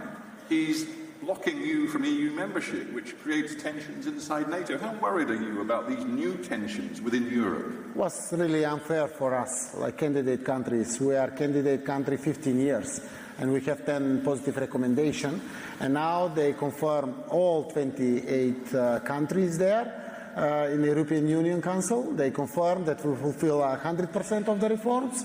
Upon that, we find solution with Bulgaria. Upon that, we find solution with through this historical agreement with Greece. Through this agreement, we even change our constitutional name normally. And he decided, also he mentioned it, that now Europe needs more time because of future reforms. Of course, was very disturbing for us, and we was very much disappointed.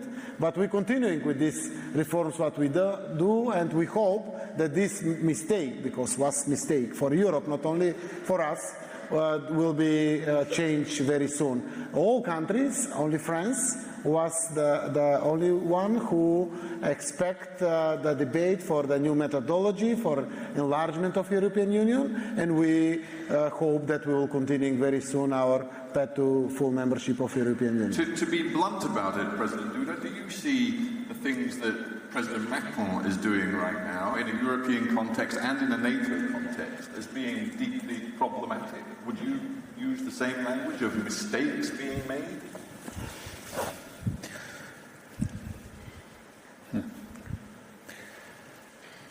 I'm sure that Euro-Atlantic Alliance is one of the crucial elements of our stability. I'm talking about Europe, not only about Poland, about our stability and our security. Yes, and the question is, what shall we do to preserve and to protect all this achievement we have now? Because I can say that look at the European Union and look at the NATO. Of course, we know there are many problems in both alliances. Yes, there are tensions, and we have Brexit in European Union. Okay, I know, but can you show me the greatest successes in the entire world than those two unions, yes, two alliances, NATO alliance and European Union alliance? No, this is two best institutions created in the world during the last 100 years, yes, and of course we have tensions because we have many countries, as I said, many countries with their own interests, yes, and we have to discuss how to improve the problems, how to improve mechanisms, and if you hear the voice of Mr. President Macron, yes, I would like to ask him, Mr. President, don't talk about the brain of the NATO and etc. etc. Let's please propose us what can we do to improve our cooperation in NATO, in your opinion. Okay. Yes. Yes. But concrete, please give us concrete proposition. Yes, what shall we do? Okay. This is the first element. But Mr. President, we're running short of time, and I want to ask some very quick fire questions. But I also want to get at least one more audience question in, and we're short of time. Sorry, Mr. President, but we'll come back to you. I promise you. Hello. Yes, sir. Paul Taylor from Friends of Europe. To both presidents, you've talked really only about the Eastern Front and the Balkans. But many people inside NATO also see security challenges in the south. And really, there's been no thought, apparently, given at all to that at the moment. So what more do you think NATO should be doing in the south? Who should be taking care of security in the Sahel, stabilizing Libya, looking at possibly peacekeeping in the Near East and so on? Are those roles for NATO, or if not, for whom? Okay, thank you. Good question. But both of you, can I ask now for really brief answers to the point, because we want to squeeze in as much as possible. So, President Duda first on that one.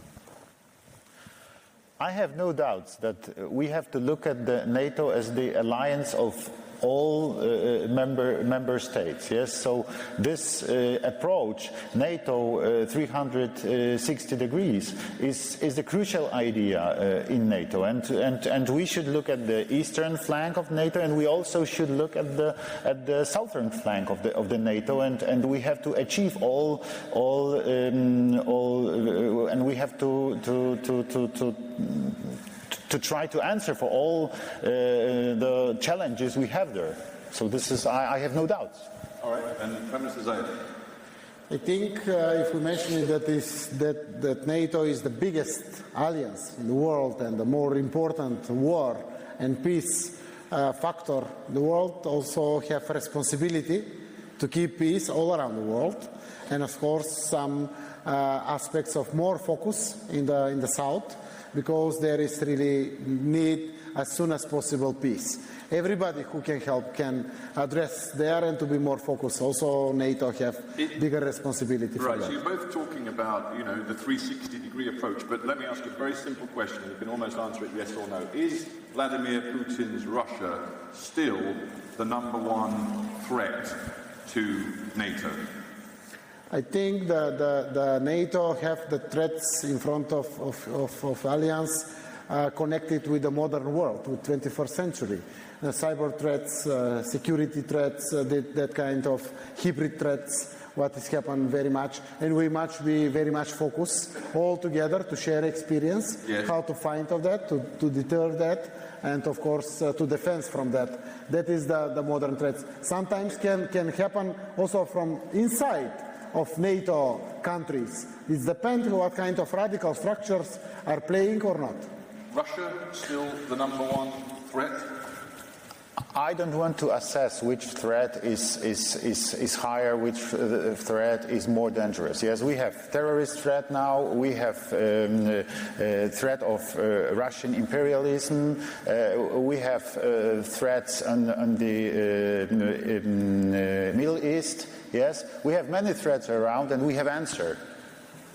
I sadly have a threat of my own to deal with now because I've got a red badge up there saying time's up, which is most unfortunate because I know there are lots more questions in the hall and I know hands are still going up, but I have been told under strict pain of punishment that if I overrun too much I'll be carted off and sent to the Tower of London or something. So, ladies and gentlemen, I'm sorry that I haven't managed to squeeze more questions in. I think you'll all agree that the input from both of our leaders here has been fascinating, nuanced but fascinating. So I thank you, President Duda and Prime Minister Zaev, very much indeed, and I thank you all for listening so patiently. Thank you very much. Thank you very much. Thank you. Thank you.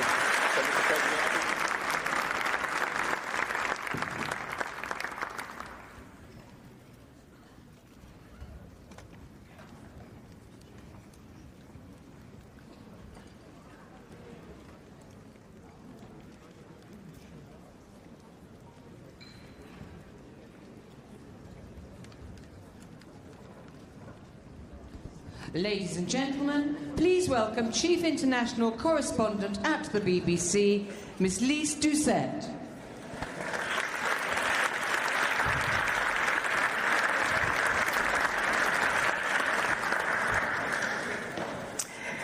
Good afternoon, ladies. Well, good morning, ladies and gentlemen. Good morning. And happy birthday. I have to say that I have never been to such a big birthday party in my life. And on top of it, a 70th birthday party for NATO. What a great privilege for all of us to be here. The NATO Secretary General describes this 70-year-old as active, agile, adapting to the future. Wow, not bad for a 70-year-old. You know, they say 70 is the new 40. Hashtag sure. Now, I'm told about half of this audience is actually under the age of 40. Where are you? All the under 40s. Oh, la la. 70 is the new 40? You'll find out.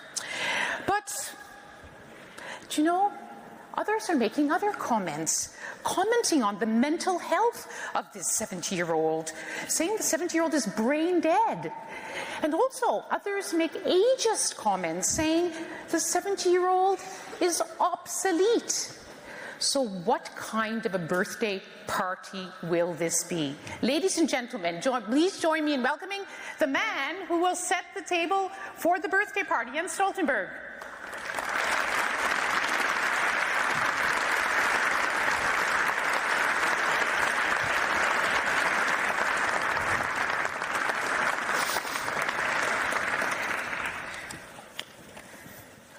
Good morning. Good morning. Happy birthday. Thank you so much, and happy birthday to all of you. Yes.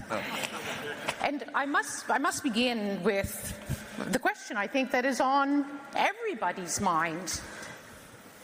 And that How was your breakfast with President Trump? It was, as always, a great breakfast, and we had omelette and some sausages and brown toast and orange juice. So that was a great breakfast, and as always, paid by the United States. So we have fair burden sharing. Oh dear, be careful. Yeah. I hope there was a bit of burden sharing there, and the Norwegians perhaps provided some sausages but a lot of words must have gone back and forth across that table. Let's just randomly pick 3. Very, very nasty.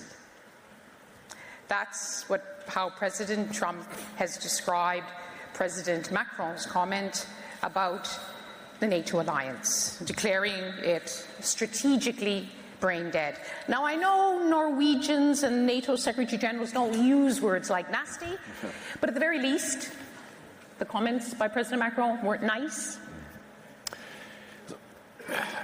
I have commented what he has said, and I don't agree. And I think that more important than that I don't agree is the fact that when you look at NATO, you see that we are actually delivering. We are doing more. We are acting together. We are proving every day that this alliance is agile, is active, and it's delivering. I have, for instance.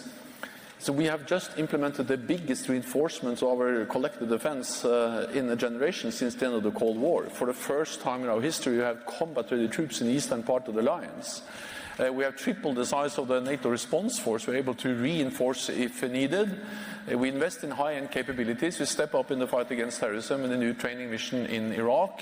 And European allies are investing more in defense. So if you just look at the substance, you can see that this alliance is delivering. Well, some say it's the most successful alliance in history, but there now seems to be some fundamental disagreements about this alliance's future, its mission, and at the very least, to be the NATO Secretary General at this time, the fact that big people are raising big questions in public must be a matter of concern.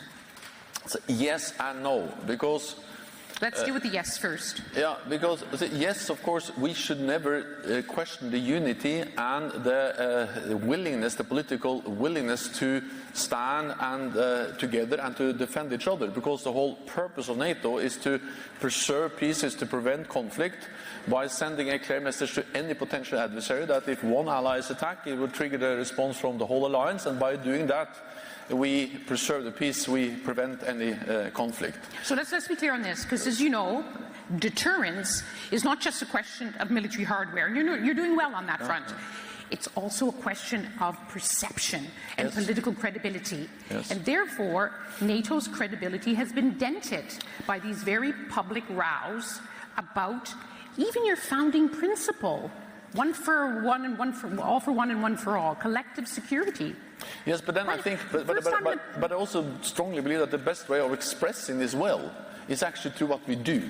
Action speaks louder than words. And the fact that we have these troops in the eastern part of the alliance, for the first time combat-ready troops, which are multilateral, multinational troops, headed by or led by the US, Canada, United Kingdom, Germany, that sends a very clear message that if any of these countries are attacked, NATO is already there. It will trigger the response from the whole alliance. The Baltic expansion was a huge achievement, but you have President Erdogan coming, telling you that if you don't recognize his Kurdish enemies, the Kurds in Syria, as terrorists, he's going to block the Baltic expansion.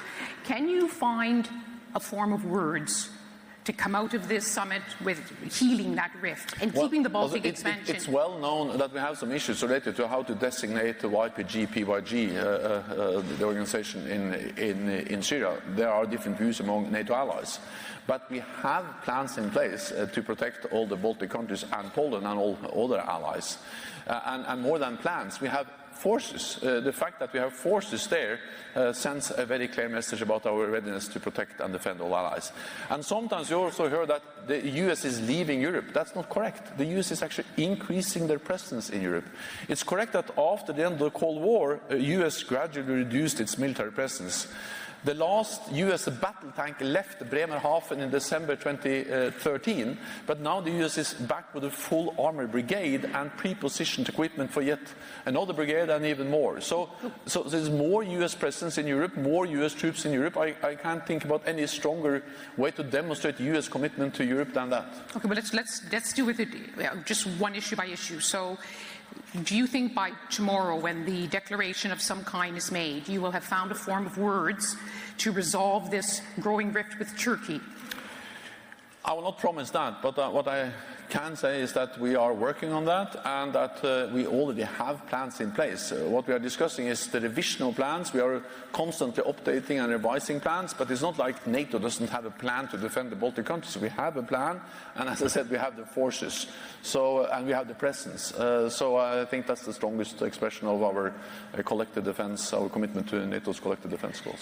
President Macron has defended his comments, and he actually says it's been a wake-up call for NATO, so it's been helpful. Others in the alliance look at it differently. They're saying actually his comments backfired because some big NATO partners like Germany doubled down on their commitment to NATO. How would you describe his intervention? I know you can't criticize, let's just take the personality out of it. That intervention. Helpful, a wake-up call, or backfired?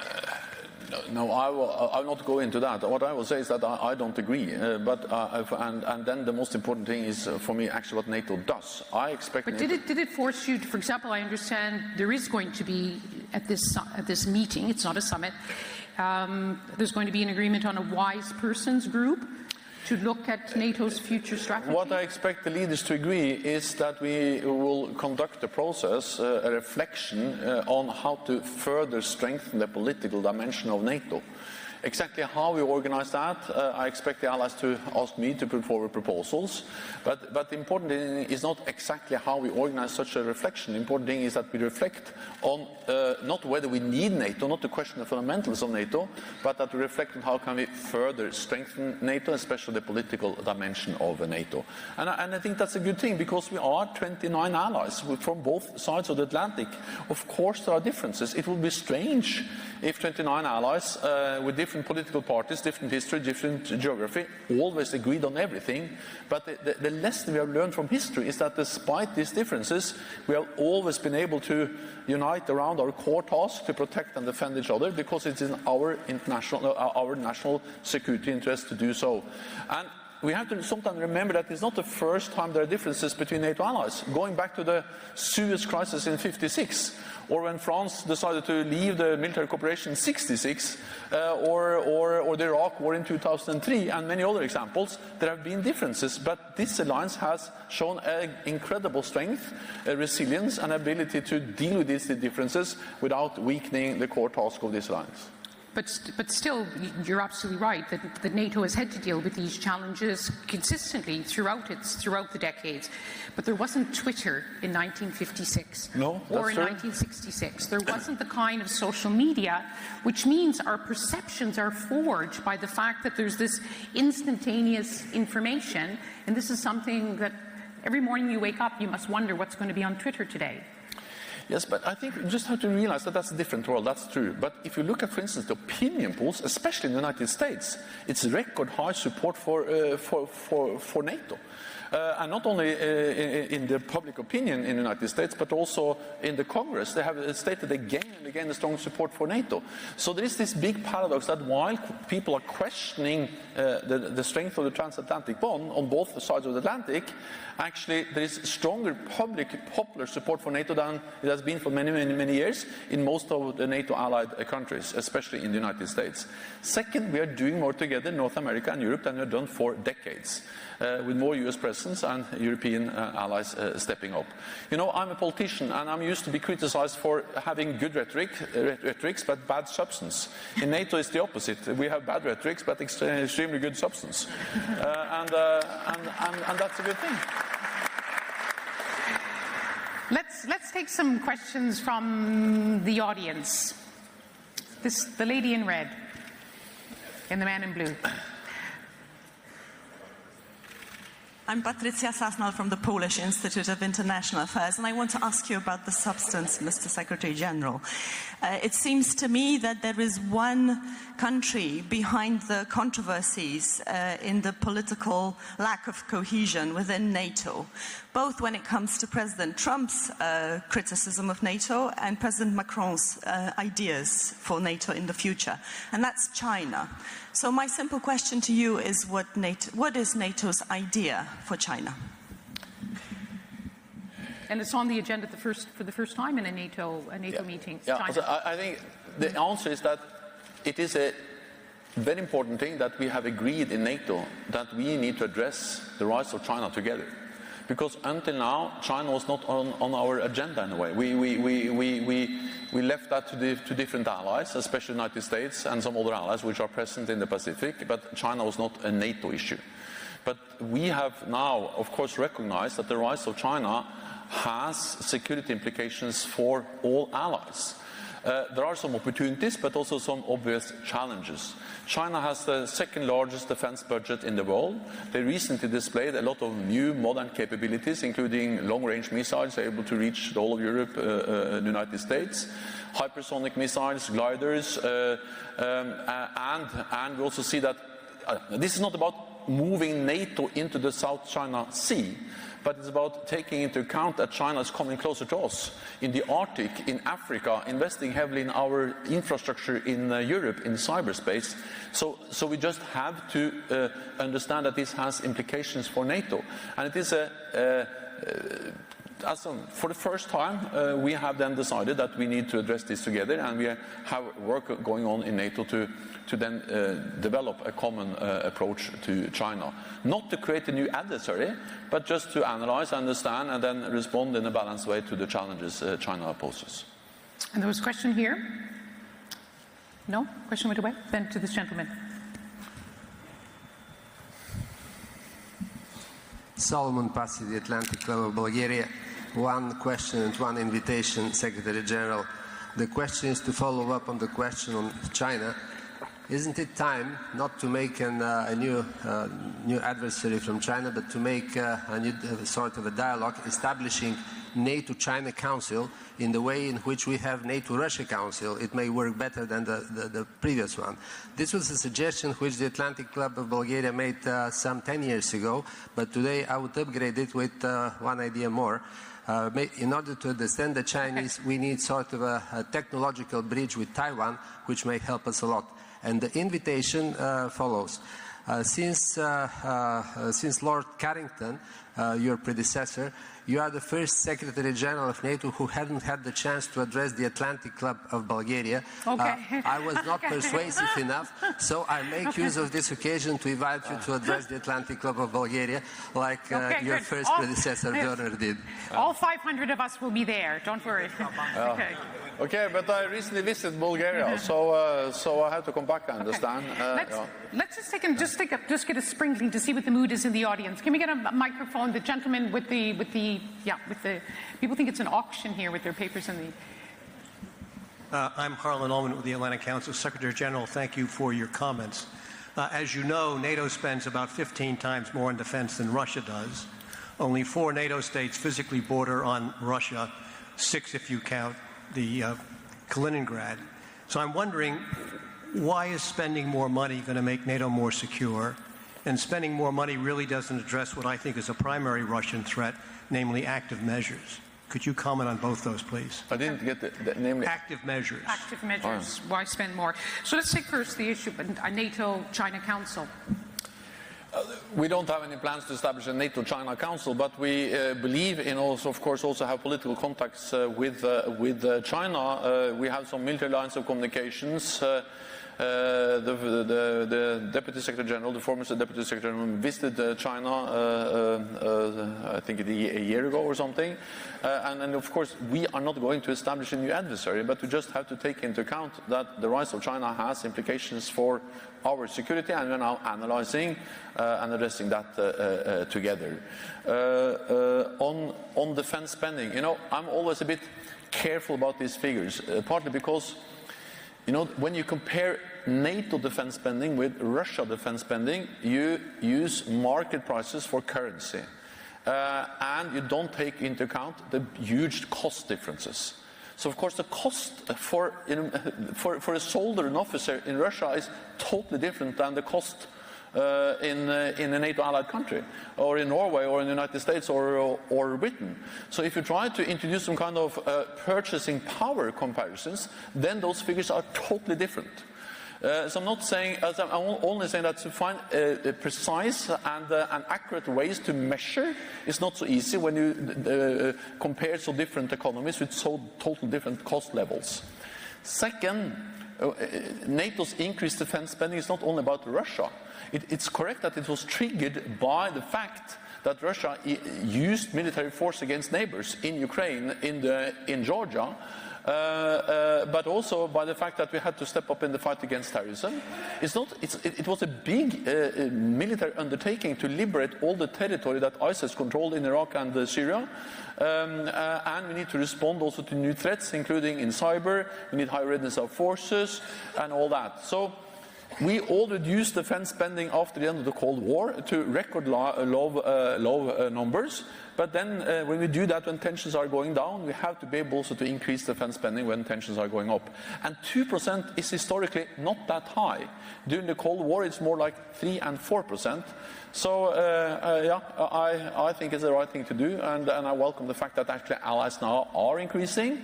When we made the pledge, 3 allies met the 2% guideline. Now 9 allies meet the 2% guideline.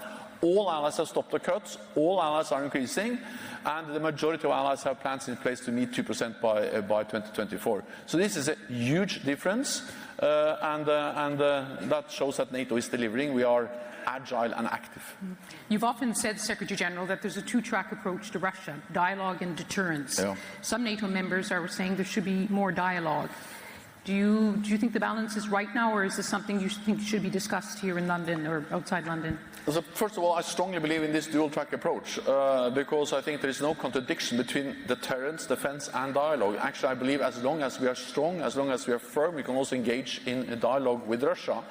And I say that also because that's my Norwegian experience. Even during the coldest period of the Cold War, we were able to work with Russia on issues like the delimitation line in the Barents Sea, fishery, energy, environment, many other things. So it's possible to make deals with Russia. And I strongly believe that NATO and NATO allies can do the same. I agree. Also, we need to deliver on deterrence and defense, and we are delivering on that.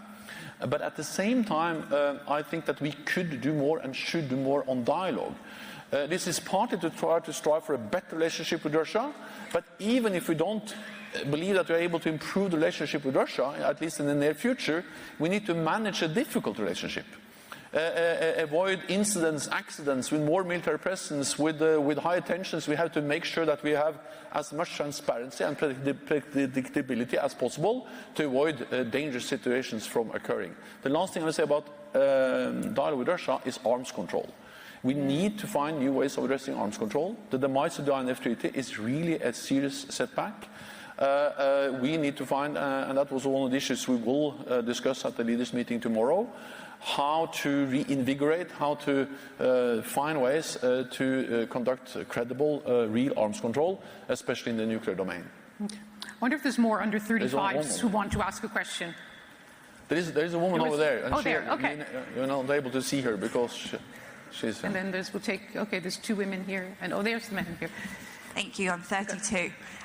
Dr. Catherine Wright, lecturer in international politics at Newcastle University. So NATO reaffirmed its commitment to UN Security Council Resolution 1325 and the Women, Peace and Security agenda last year in the revised NATO EPAC policy. I wondered if you could tell us, Secretary General, what is the value of women, peace and security to NATO? Thank you. Okay, do you want to hold that? So there's 3. Okay, the man took the microphone. Okay. Hi, good morning. Alessandro Marrone from International Affairs Institute, Rome.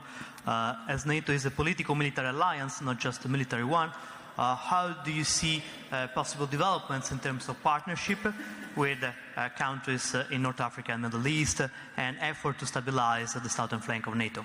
Thank you. Okay. 1325 for women, peace and security. The women, peace and security is extremely important for NATO, and actually when I was Prime Minister of Norway, Norway actually was the first country to finance a special post, the special representative on women, peace and security, and now this is a permanent position in NATO, because we realize that gender equality is not only the right thing to do, but also the smart thing to do. This is partly about mobilizing women as part of the armed forces in our member states, but also, of course, when we do missions and operations, to make sure that we do everything we can to prevent sexual abuse and other ways of misconduct, partly by our own forces, so they're all trained and in a way also learned how to behave, but not least by reporting when we see examples of misconduct or sexual abuse or bad behavior against women and children. And also when we train. We train the Afghan forces, we train forces elsewhere in the world, Iraqi forces, then women, peace and security is part of that. Okay. And in terms of counterterrorism and cooperation to the south? Oh, sorry. Yes. That's of course important. I strongly believe that NATO has to be able to deploy large number of troops in big combat operations to fight terrorism, as we have done, or to address crisis, as we have done in the Balkans and in Afghanistan. We have to be able to do that again. But in the long run, it's better to train local forces. Prevention is better than intervention. So I strongly believe in working with partners and enabling them to stabilize their own country. And therefore we work also with partners in North Africa, especially Tunisia, but also other partners in North Africa, helping them to develop their defense and security institutions, intelligence, special operation forces. Because if we are able to do that, then they will it's more likely they will succeed in stabilizing their own countries, and that's important for them, but of course also important for us. If our neighbors are more stable, we are more secure. Okay. The two ladies here. Natia Siskoria, I'm an associate fellow at RUSI.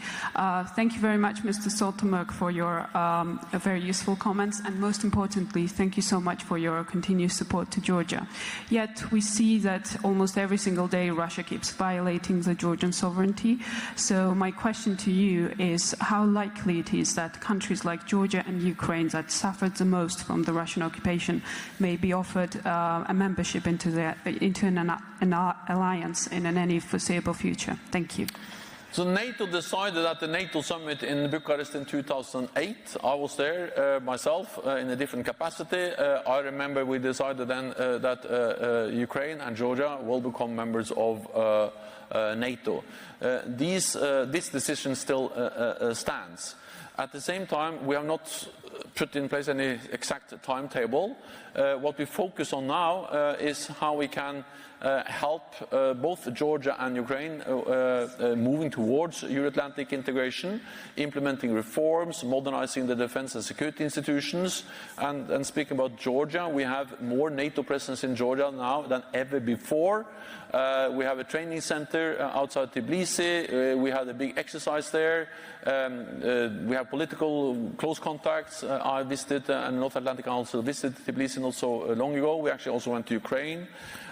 So we are working with both Georgia and Ukraine, and I think that there is a lot between full membership and nothing.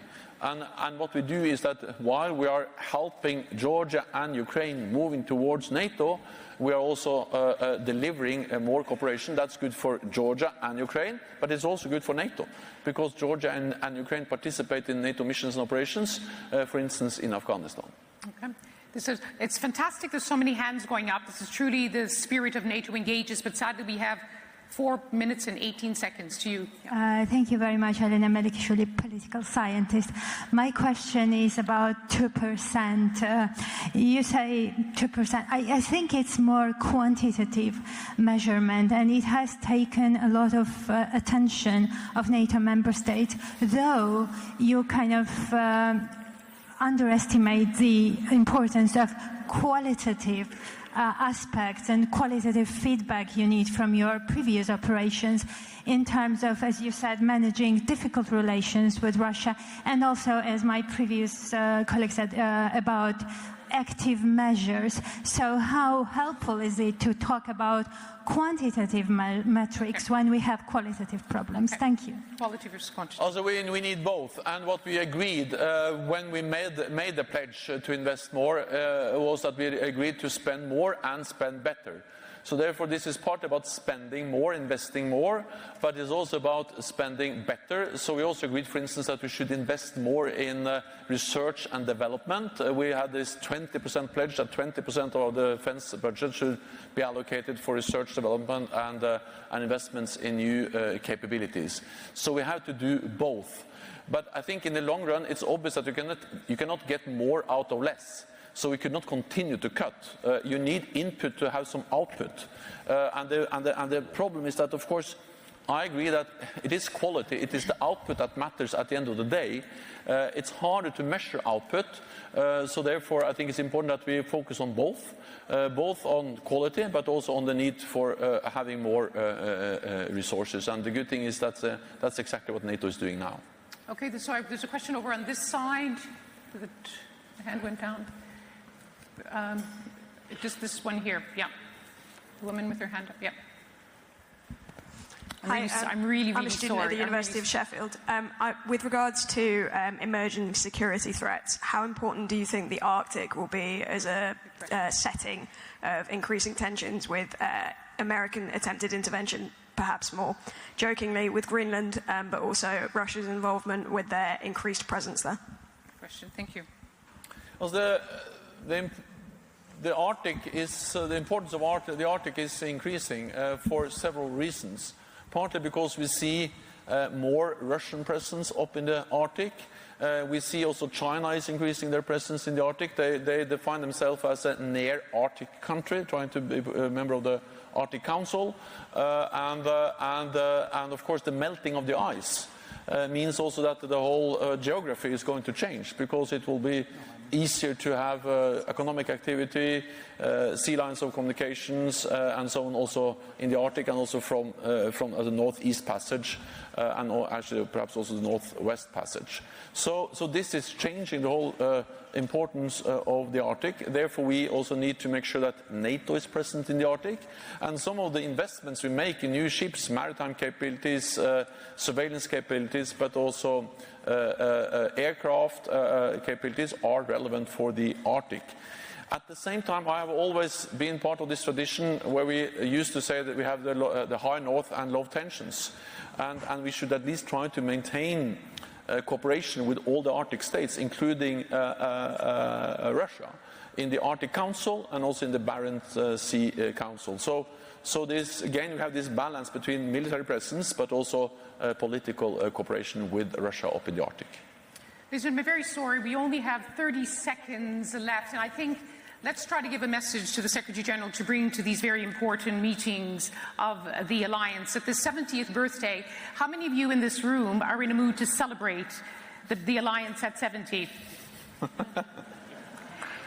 Okay, and how many of you are coming to this birthday party, well, a little bit worried that some things have to change? But I would like to change. Okay. NATO has to change. But just one last word from you. I mean, if you Google NATO 70th, the words which would come up on social media would be muted celebration, dysfunctional family, fractious,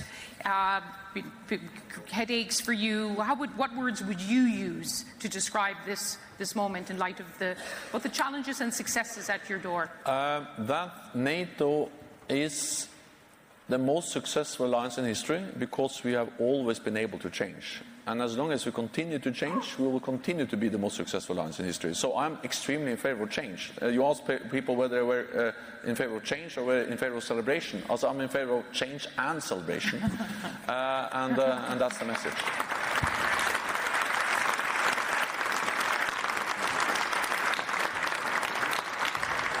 Happy birthday. Thank you for joining us. Thank you so much. Thank you.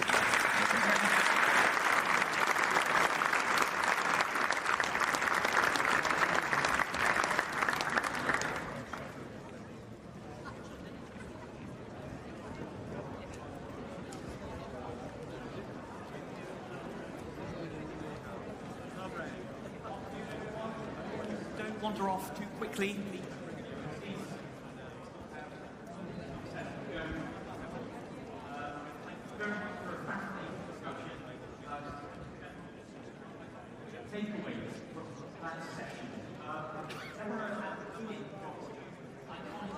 The alliance's history. I don't think she meant France's withdrawal from the military command, the Suez Crisis, or the Iraq War, but we touched on all of those, and I think the interesting thing on that is the sense that the alliance has weathered more serious political crises in the past, and that's a reminder of perspective, historical perspective, that is quite interesting. The other interesting takeaway is China, and we touched on China a bit in that session. It's worth us pausing and taking stock of the fact that the communiqué from this leaders' meeting will for the first time mention China in measured, cautious terms, but it will mention China. And I think as we look forward to future iterations of NATO Engages and other NATO events, we are going to see China mentioned with more frequency and the different ways it impacts on the alliance. Deborah's now going to fill us in on some of the news taking place outside of this hall. Yes, we sort of said to you at the beginning that while this conference is taking place outside, leaders are gathering, holding bilaterals and making statements. I was interested to hear from Jens Stoltenberg about what was on the menu during his breakfast with President Trump. But you might be interested to hear what President Trump then said to the media. While the focus here is very much about alliance unity, it's important to understand and appreciate the cracks. And President Trump did launch a pretty ferocious attack on France's President Macron, taking issue with that declaration by the French president that the alliance was experiencing brain death. President Trump actually said that that was a very nasty statement, and he said that statements like that are very disrespectful, which is quite interesting coming from him, given it wasn't long ago that President Trump was making pretty disrespectful remarks about NATO. So a reminder that there are a lot of issues bubbling around outside while we're trying to focus inside on the real issues. We can talk about those issues all day long, but we did promise you we'd have a forward-looking approach, and that's absolutely what we're going to do, and our next session exemplifies that. We are going to have a presentation by model NATO students who spent yesterday running a special simulation of a natural disaster crisis and its implications for the alliance, which shows you how the next generation is thinking about some of the challenges that the alliance faces. Please welcome to the stage Mark Webber, Professor of International Politics at the University of Birmingham, Capucine Guillet, a student at King's College London, and Vida Costa, a student at the University of Birmingham. Please give them a very warm welcome.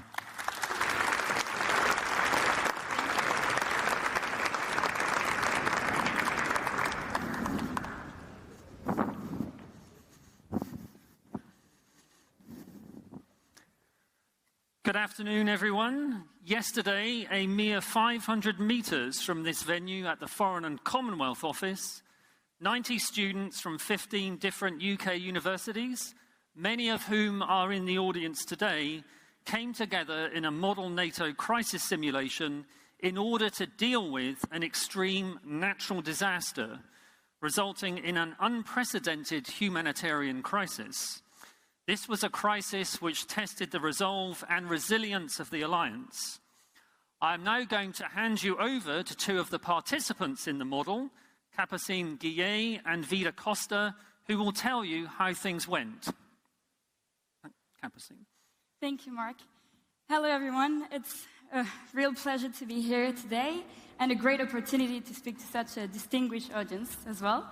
As Mark said, we dealt with a catastrophic natural disaster, embracing an earthquake in Turkey, Romania, and Bulgaria, with repercussions across the Mediterranean, notably in Italy. Unusually, these events also extended to the mid-Atlantic because of the geological fault lines that lie through the Mediterranean into the Atlantic Ocean. This had devastating consequences for the Canary Islands, involving a huge landslip into the sea, initiating a tsunami that was predicted to hit a number of littoral states of the Atlantic, both member countries and non-member countries. We were aware that NATO has some experience in managing natural disasters, but the scale of the events that we had to deal with was very much beyond NATO's purview. So the main challenge for us was to configure the alliance and decide upon priorities, aware that this crisis could not be reversed, but that it was one that we had to contain in order to minimize the loss of life and to deal with the humanitarian fallout. In the model, we did this through 3 committees, which replicated those of the Military Committee, the Civil Emergency Planning Committee, and the North Atlantic Council. And for the outcome of their work, I will now hand over to Vida. Thank you, Capucine. And good afternoon to everyone. It is wonderful to be here today with you. As you've just heard, our model NATO had to deal with a disaster that was beyond any one agency's capacity to deal with on its own. However, NATO has substantial resources that it can deploy in cases of natural disasters. Despite the gravity of the crisis they were facing, I am pleased to say that our 3 committees demonstrated NATO's unwavering commitment to its 3 core tasks: collective defense, cooperative security, and crisis management.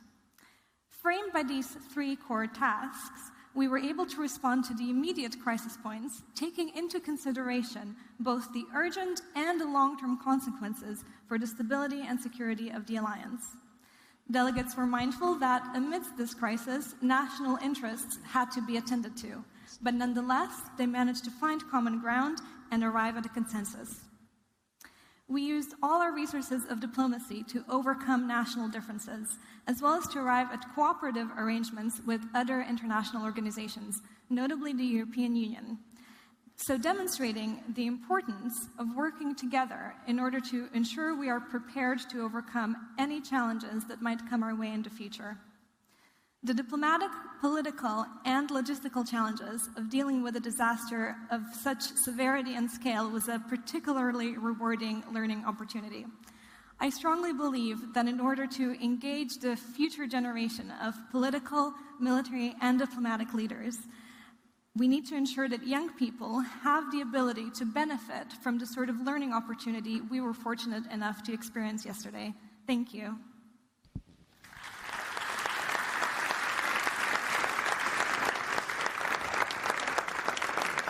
Ladies and gentlemen, please welcome to the stage Co-Director of Thinking the Unthinkable, Mr. Nick Gowing.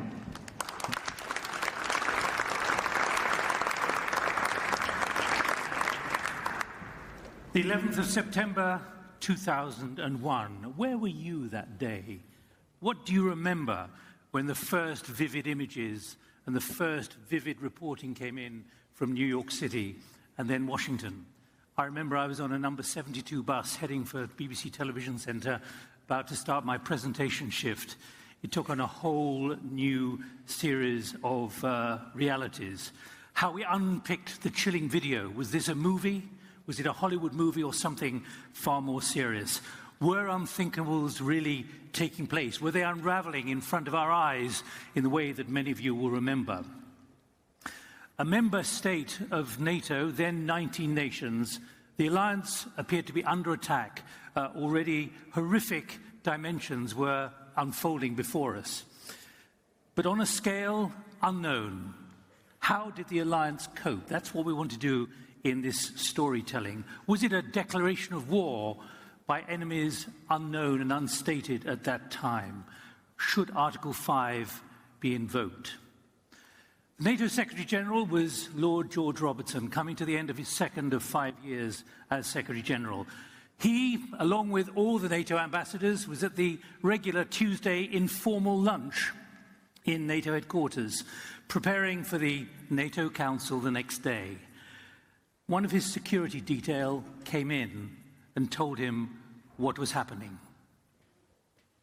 For this storytelling of how NATO handles a massive crisis, here's Lord George Robertson.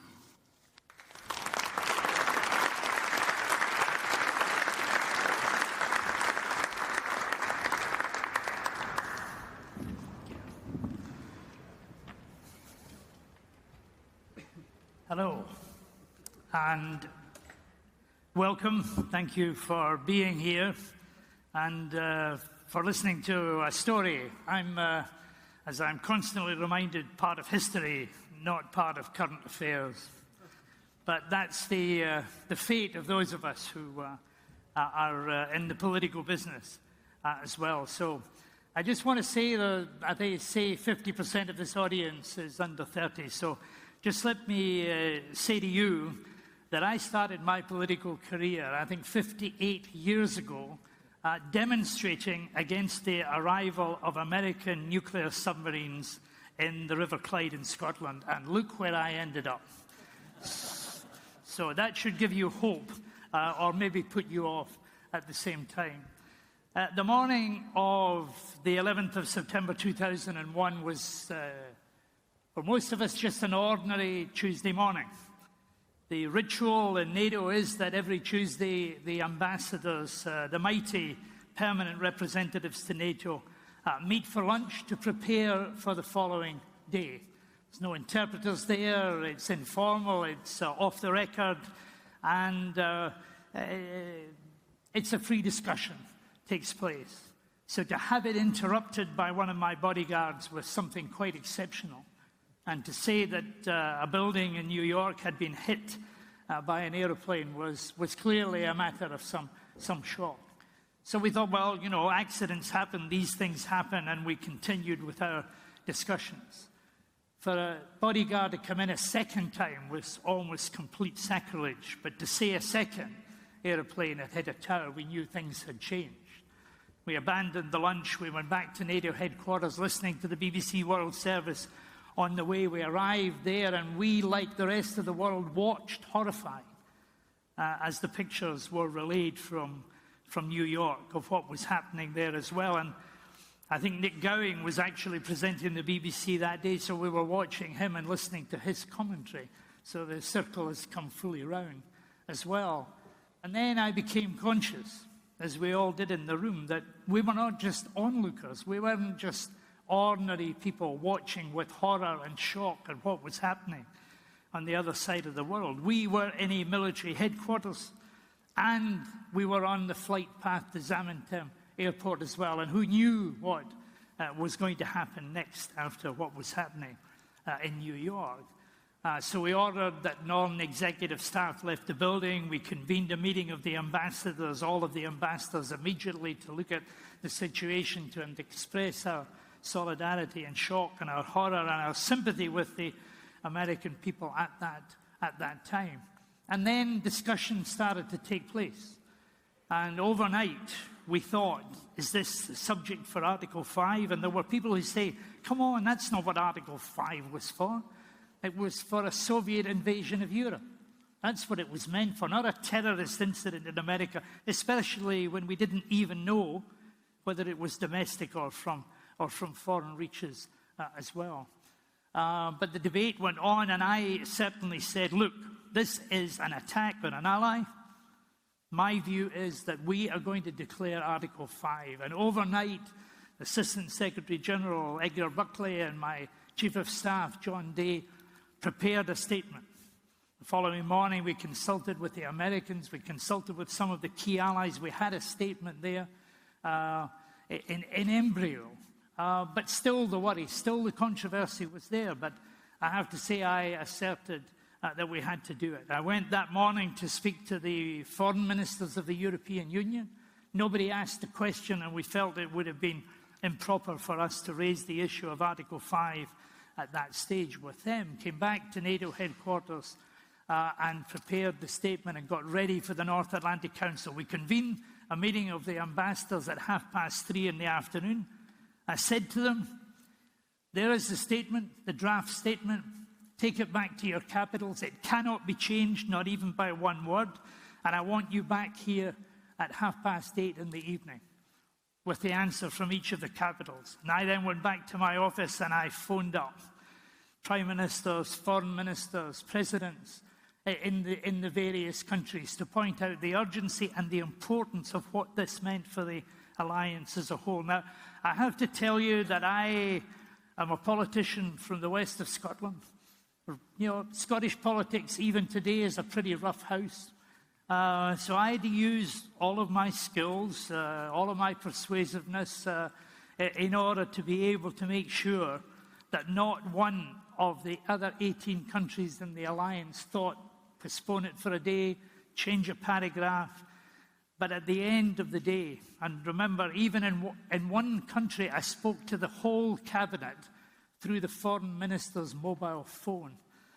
And at 9:30 in the evening, we had an agreement from all 19 countries to the statement. And I then went to the press conference in the NATO building, absolutely packed, and I read out that statement. And I've got a copy of it here today. I read out these words.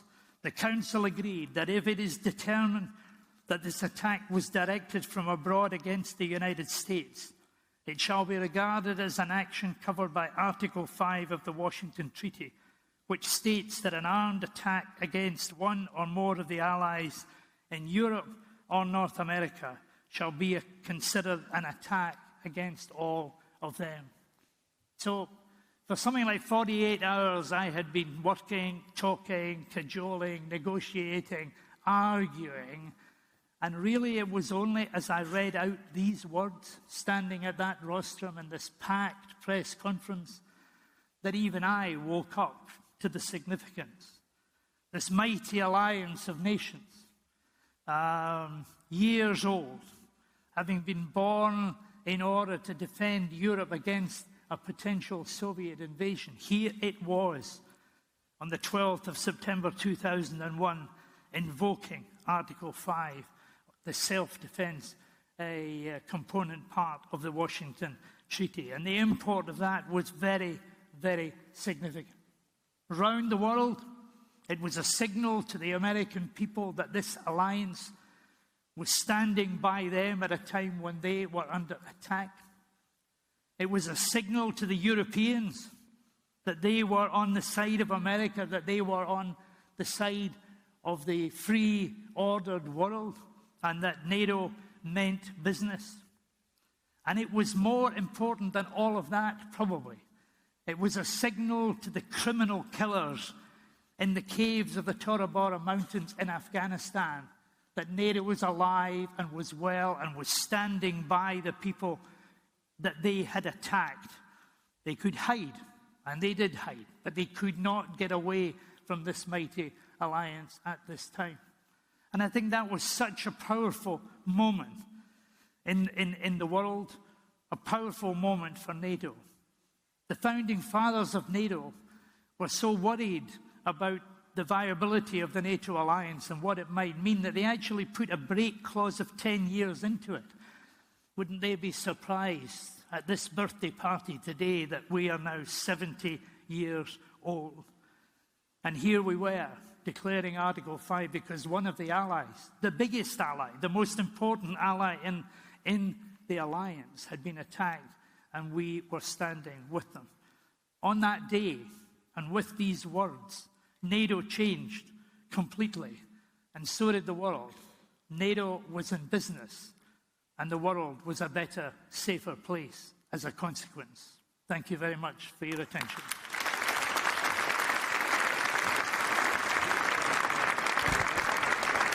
Ladies and gentlemen, please join us in the lecture hall and library downstairs for lunch. Would you mind please handing your headsets in as you leave the auditorium, and please rejoin us by being back in your seats by 1 o'clock. That's 1 o'clock, please, ladies and gentlemen. Enjoy your lunch. Thank you.